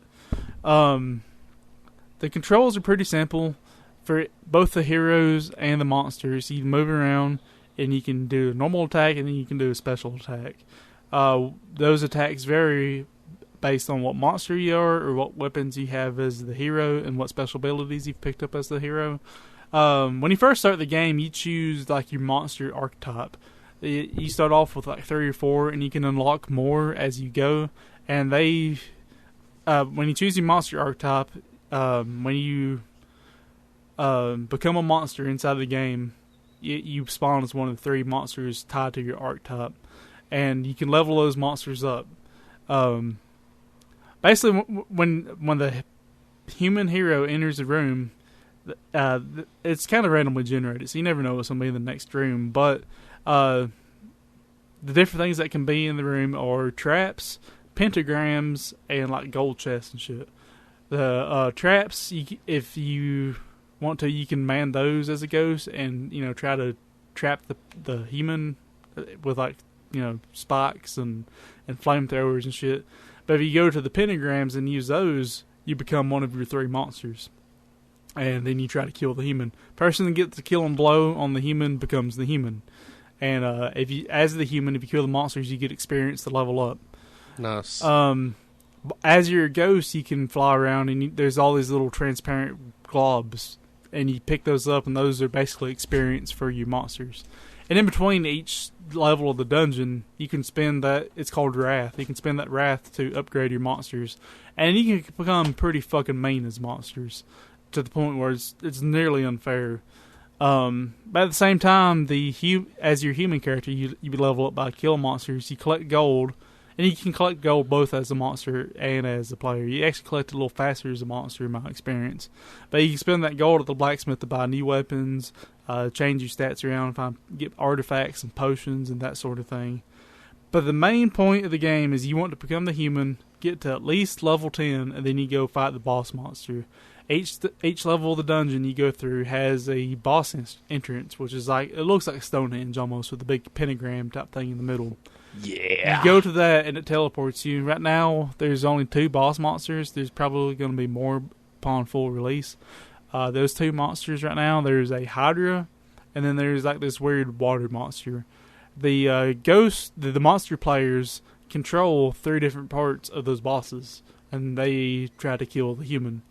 So like as the Hydra, you control one of the 3 heads. As the water monster, one player controls like the head, which has this giant ass laser, and then the other 2 control, I think, a couple of the arms, which both have different abilities, and one of them shoots some bubbles that trap the hero, and another one, I can't remember what the other one does, but anyways, if the hero kills the boss monster, he wins, and it's game over. If the monsters kill the hero, he's booted out of the boss dungeon, and one of the 3 segments of the big boss entrance disappears. So there's only 3 attempts on the boss in the whole game. So basically, if you're the human and you're using the 3rd attempt to kill the boss and you fail, you lose and the monster players win. So Nice. So it can't go on infinitely. Someone's gonna lose eventually. It's just fucking great how much chaos and random bullshit you can encounter in the game. It hasn't got old to us yet, and we've played it quite a number of times. I'm going to have to get it. Yeah, I'd definitely recommend it. And like I said, it's got a special arcade mode set up just for arcades. So Gauntlet style, kind of. yes, That's awesome. I'm really, really looking forward to playing that on my arcade. That's fucking awesome. So yeah, Crawl is hot and steamy. I seriously doubt they're going to fuck it up at this point in the early access. I'm probably going to break my oath just to get this for my arcade cabinet, because it's got to fucking happen. Nice. So, Yeah, very much. Makes me so hard. it's three times the boner. Let's get into our question of the week. Okay. Last week's question was, I had it pulled up, I thought. Last week's question was, what is your biggest annoyance with other gamers and collectors? Yeah. Did you have some answers on that one? I don't know if I had any actual. I don't think comments. we had comment answers. I think we had all call answers. We didn't get a lot of views on that one for whatever reason. Facebook fucks around, I hate Facebook sometimes, and by sometimes I mean all the time. Nathan said something, but I cannot for the life of me. Here's the thing too, like a lot of I've seen we had a decent amount of shares. If you see the question shared, don't answer on the share. Yeah. Go to our page and answer so we can see it. Because, if it's mixing all this stuff up makes it really rough on us. I appreciate the share. Definitely. Don't stop doing that, but answer the questions on our page because I can't see comments on other people's shares. Or even if I can see them, I'm not notified of their existence. I did have one.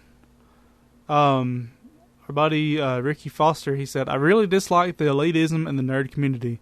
God knows I'm guilty of it too. Nerds will club people to death if they feel they don't like something they like enough. This has to happen in the retro gaming community. Yeah, dude, I don't have Hopscotch Adventure 5. I just kind of like Pokemon. Yeah. I had to respond to him. I said, it's a law that Magic players look down upon and shame Yu-Gi-Oh! Players like the unwashed peasants that they are. Because it is. You have to do that as a Magic player. But it does go to show his point. That's kind of my answer for that question too, is just some of the people I've met on these Facebook groups and bullshit. And I hate to say this because it's not all like this. I know I've met some really great people in the retro gaming community. Oh, yeah. And there are a lot of good people out there.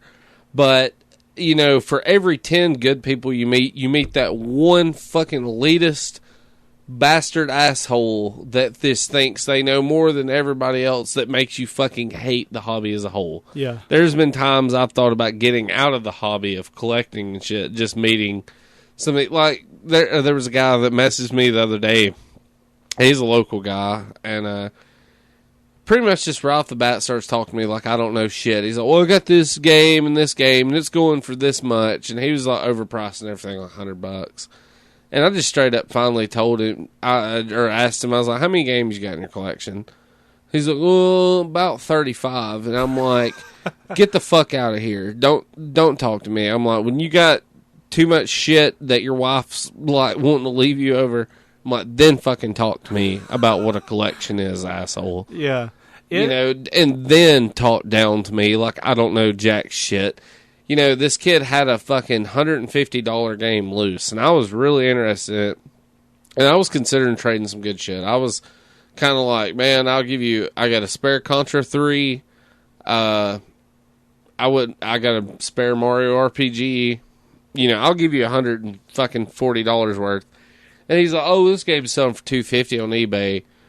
It's Tournament Fighters for NES. And I'm like, bullshit. It's not selling for it's selling for that much with a box. I want to say too, a lot of people fuck up in pricing on eBay because they just search the item. They go to the fucking buy it now post. They don't look at the sold listings. Exactly. And you got to look at the sold listings because people throw something up there for any price. Well, this was really fucking weird for me too because this same guy said he had said game in box and with manual, and I told him, I was like, well, I'm interested in getting this game complete because I have every other Ninja Turtle game except for Manhattan Project, and I do have a box on the way for it. I got them all boxed. Mm-hmm. So I was wanting it, and we got down to talking logistics, and he starts asking me about what rare games I got. Well, I start naming off, my decent-sized little list of harder to find games I have, and he's like, man, somebody broke in my house today, and I know who it is. They just took my games, took a bunch of my gaming shit. And he's like, for some reason they took the box and the manual, but they didn't get the game. The game was in the NES. And I'm like, so either you're lying to me and you didn't have it complete to begin with, or B, you're just kind of weak and not willing to do somebody. Because if somebody I knew broke in here and stole my shit and I knew they done it, fuck going to police. I'm taking matters in my own hands. Yeah. I have weapons. Don't need them. I have pretty big arms. I can throw a goddamn punch, and I do not give a shit to fucking hit somebody if I have to. Not a fucking. I'm not Billy Badass by any means, but I'm not gonna get fucking run over by somebody. Fuck that shit, you know. And you damn sure ain't gonna break into my fucking house and steal shit. I will kick your fucking ass over that. Who wouldn't? Exactly. You know. And anywho, you know that. All shit aside, pretty much. And this kid, you know, knowing that I know it's a $140, $150 game, he insists, like, what do you got? Earthbound? You got Hagain? And I just straight up told him, I'm like, good luck trying to get somebody to trade you a fucking $500 game for a game that's barely worth more than $100. Yeah. You know? Good fucking luck. And I seen there's some guy in Coleman today. It had a Wild Guns, and that was in rough fucking shape. I know. I messaged him about it, and I hadn't got a price back yet. But I was just out of curiosity. I saw the price he was asking. And I didn't see the price he was asking on it. It was too much for it. Was it past $4? I think it was around that, and it was fucking. That label was thrashed. Hell yes, I was about willing to offer him $200 with the thrash. I would throw down $200 on it, just because. I mean, honestly, you could probably resell it for more than that. But I seen that. That's my biggest gripe, though, is just how cutthroat it is. That's one thing, like David, that used to work at Vault. He come across something cool, like all those empty boxes that time. He knew what he was selling me. He didn't try to fuck me. Yeah. And I've done dealings with him before, and I knew what I'm giving him, but I'm like, fuck it. You know, it'll all equal out, man. It ain't no deal. People don't like doing that. Mm-mm. Yeah, my answer to that... Resellers piss me the fuck off. Like, yeah, I'm a 50-year-old dude that's got 4 teeth and a fucking daughter that's also my cousin at Lakon selling fucking games for like $90 a piece. That's like a $40 game. And then, that sells on eBay. I'm like, I'm surprised your inbred cousin fucking ass even knows what a goddamn computer is. Yeah, I'm just getting so mad. that aspect of it is why I cannot own a Little Samson, why I cannot own Earthbound. Not that I can't afford these things, is that if these things got into my hand, I would have to sell them. I got a house to pay off. I got shit to save up for. I want to fucking retire. A piece of plastic sitting on my shelf ain't worth $500 to me. So, in betterment of myself and my family, I'm going to sell that shit. Because that you can still play the fucking game if you want to exactly. play it. So, because that price has been jacked up that high, I cannot have these games. If they happen to get into my hands, I'm going to sell them. Because, I mean, like I said, I got more important shit in my life. It just sucks. But my main answer to this question is pretentious assholes. The ones that think that their shit don't stink because they have something you don't. Or yes. Or especially the ones who think they know shit that they don't know. Yeah. And you find that you come across that shit a fucking lot. We're not 100% on everything we talk about in here, but we don't sit here and just gloat bullshit up people's asses constantly. I'm more than willing to admit I'm wrong. I'm wrong more than I'm right. Well, probably. fuck yeah, me too. That's called being human. Yeah. I run into that shit a lot playing Magic, especially like in the big time tournaments. Man, I would do clear as day, legitimate strategies. You know, breaking no rules. I mean, anyone who's played Magic for 3 fucking days will know that I wasn't breaking rules doing this stuff. But they would still call over judges and bitch and moan and whine because I'm whooping their ass. Because they spent $600 copying a deck on the internet, and my $50 rogue deck whooped their shit. And they're upset about it. God, that shit pisses me off. I'm like, dude, you've been bested. How about you suck it up and shake my hand and say good game? That's what I did, because I've had my ass kicked many times, and I never learned by getting upset and pissy about it. I learned by saying, oh, that guy was better than me. What did he do that I didn't do? And that's how I got to be the Magic player that I was.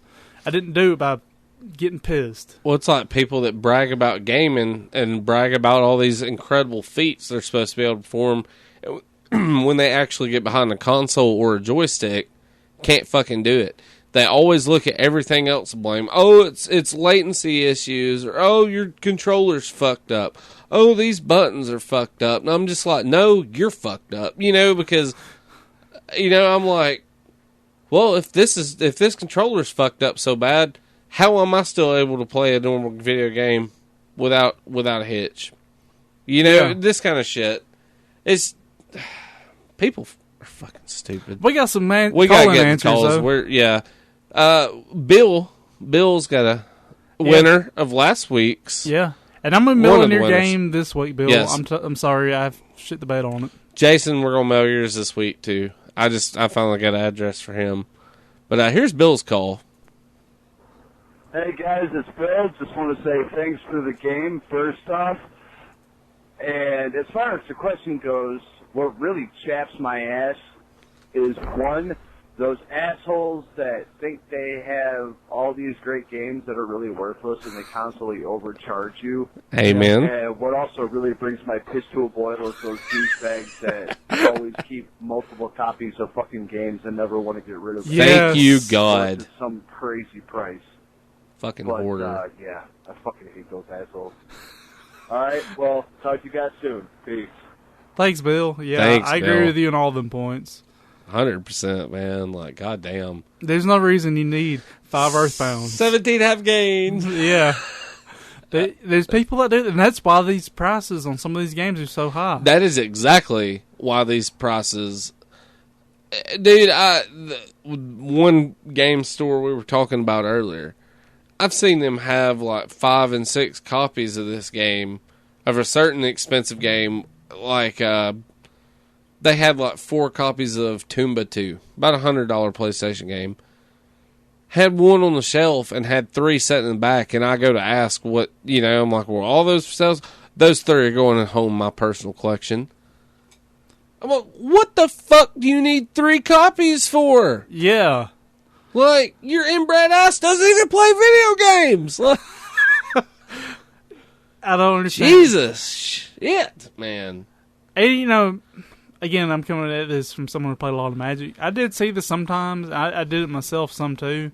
Like, you pick a card you really like, and you just collect the fuck out of that card. Well, yeah. Like, I have a million fucking braids. I can't think of the name of it now. I feel like a douchebag. The Black Braids card. You got a million of those, but it's also a worthless fucking card. So, no one's out there like, oh, I wish I had more braids. Yeah.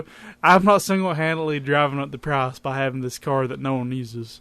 But, people just hoarding the shit out. You know what's going to be awesome, though? These games are not going to last forever. These games are going to start deteriorating. Bit rot's going to set in.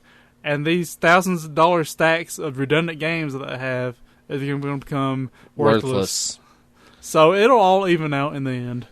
It's a horrible fucking investment. You do not put your retirement into fucking entertainment. Nope. We got a call from Chasen. Yeah, we got 2 Jason calls. We're going to play the short one, Jason. Chasen, I'm sorry. I'm fucking tired. It's 10 o'clock. Chasen. Well, we had Jason call us last week, too. And so we're gonna play the short one just for brevity's sake. We're pushing our 2 hours. We're pushing 2 hours right now. Jason Archamla here. All right, let's keep it short and sweet. I feel like a 2-part question though. My biggest annoyance with gamers and collectors. I think my biggest annoyance with the collectors are people who value games or any other gaming accessory or system based off monetary value. Feel like a lot of I agree. Like rich kids or anybody that's got a lot of money come into the hobby thinking of it as some kind of popularity contest, something to throw up on Instagram. They get people screwing over the real collectors, buying up all the stuff like, say, Little Samson or something. They're hoarding it on their shelves, that way they take pictures of it, flip it for higher dollars, value later. Yep. Well, the real collectors get screwed out of it because, they don't have the money or there's not enough of the games or rare stuff on the market. If you're collecting a game because it's expensive, you're doing it for the wrong reasons, and you're doing the hobby a disservice. Whereas someone might be finding Little Samson because it's actually a good game to play. It's a hidden gem. Absolutely. Now, my problem with gamers are ones that are too focused on multiplayer.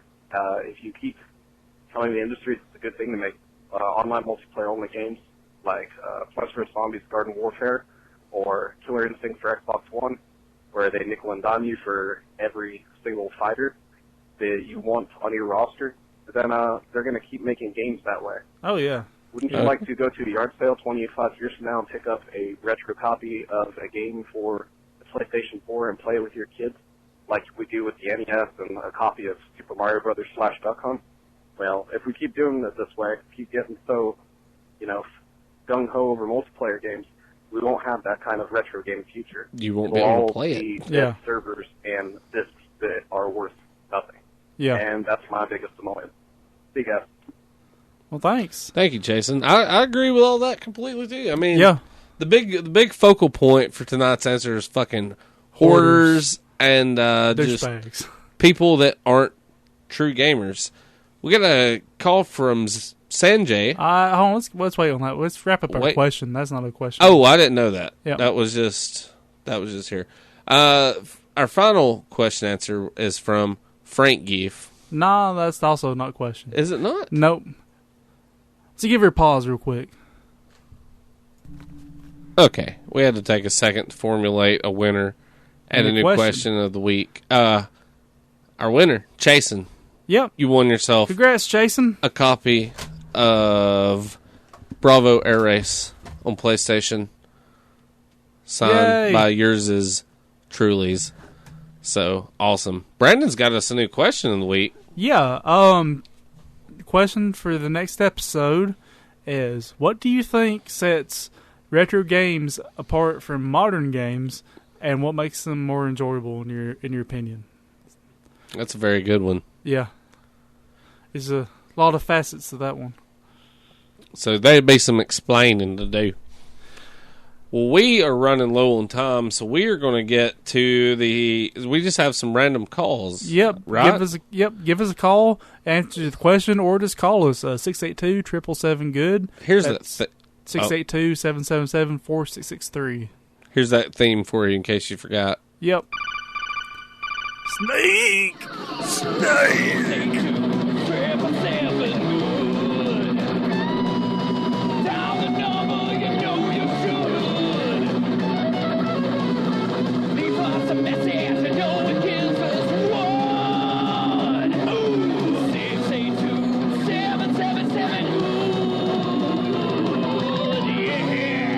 Yeah, indeed. So, our first call, Frank Geef. Frank Geef. Hello, this is Daniel Frank Geef. Yes. Super zany guy. I call you because I listened to last week's episode and I hear you say that the Shitty Zangief is Shitty Man, the Crapcom video game. I call because I want to boycott Crapcom and set Japan on fire. So I call the Turbo Nerd, you fine gentlemen, to see if you want to help that zany old Frankie boycott Crapcom and set Japan on fire. Okay, let Frankie know. Okay. I think there's two ways you can set Japan on fire, Frank Geef. And they were named Little Boy and Fat Man. Nice. Just judging from history, I think that's the correct answer.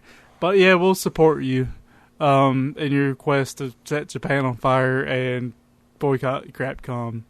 Which I think if you burn Japan down, there's not going to be much of a Capcom left to boycott. But I guess you're attacking it at both ends, so good on you. Yeah. Congratulations. But yeah, we got another call, don't we? One more from Sanjay. Yep. Yes, this is Sanjay's Anal Play Emporium. I am looking for Bono Factory films.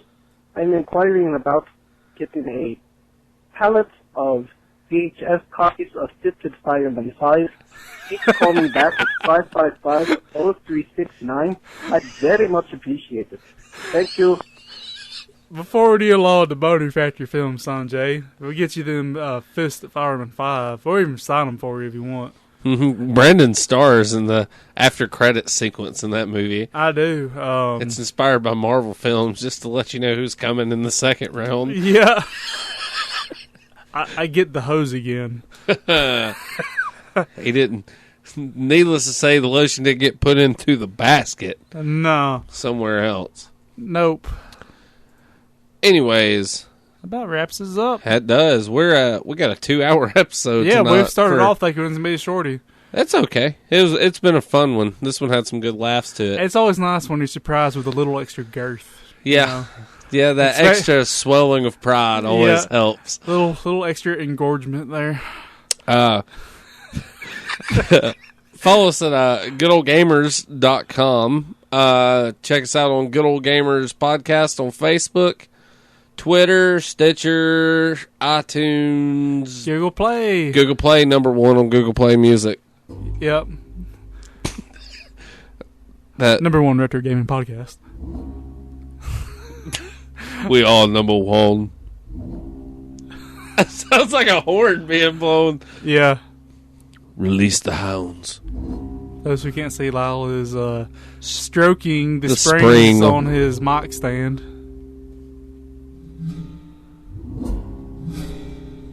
It's very ominous. Yeah, it is. Beware. The reseller approaches. Hide your earthbounds. Hide your high gains. The reseller. 17 gains. 19 earthbounds. 43 wild guns. My God, look at the bubble bubbles. Bubble 2s. Anyways, you know the drill. Do all that He's shit. He's gonna sell us all Mario 3 for $70. My God.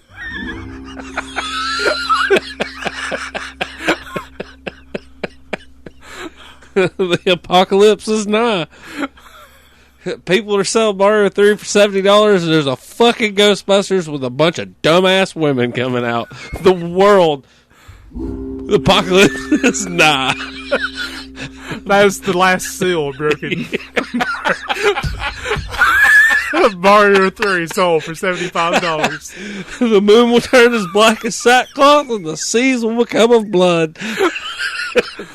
Anywho, granted, the world has not ended by the next time you hear us. Do all the shit you usually do. Listen, like, share. Tell your friends about us. Give us reviews. That helps us out a lot. Mm-hmm. Get your questions in. If you want to know anything about any of the guests at Southern Fried, any of that kind of stuff, it's coming up.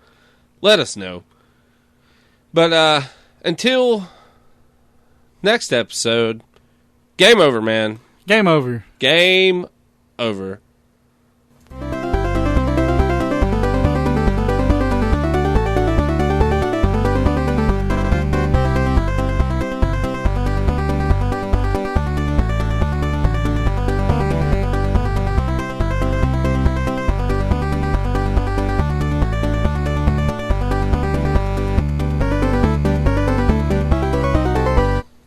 Please don't go. The drones need you. They look up to you.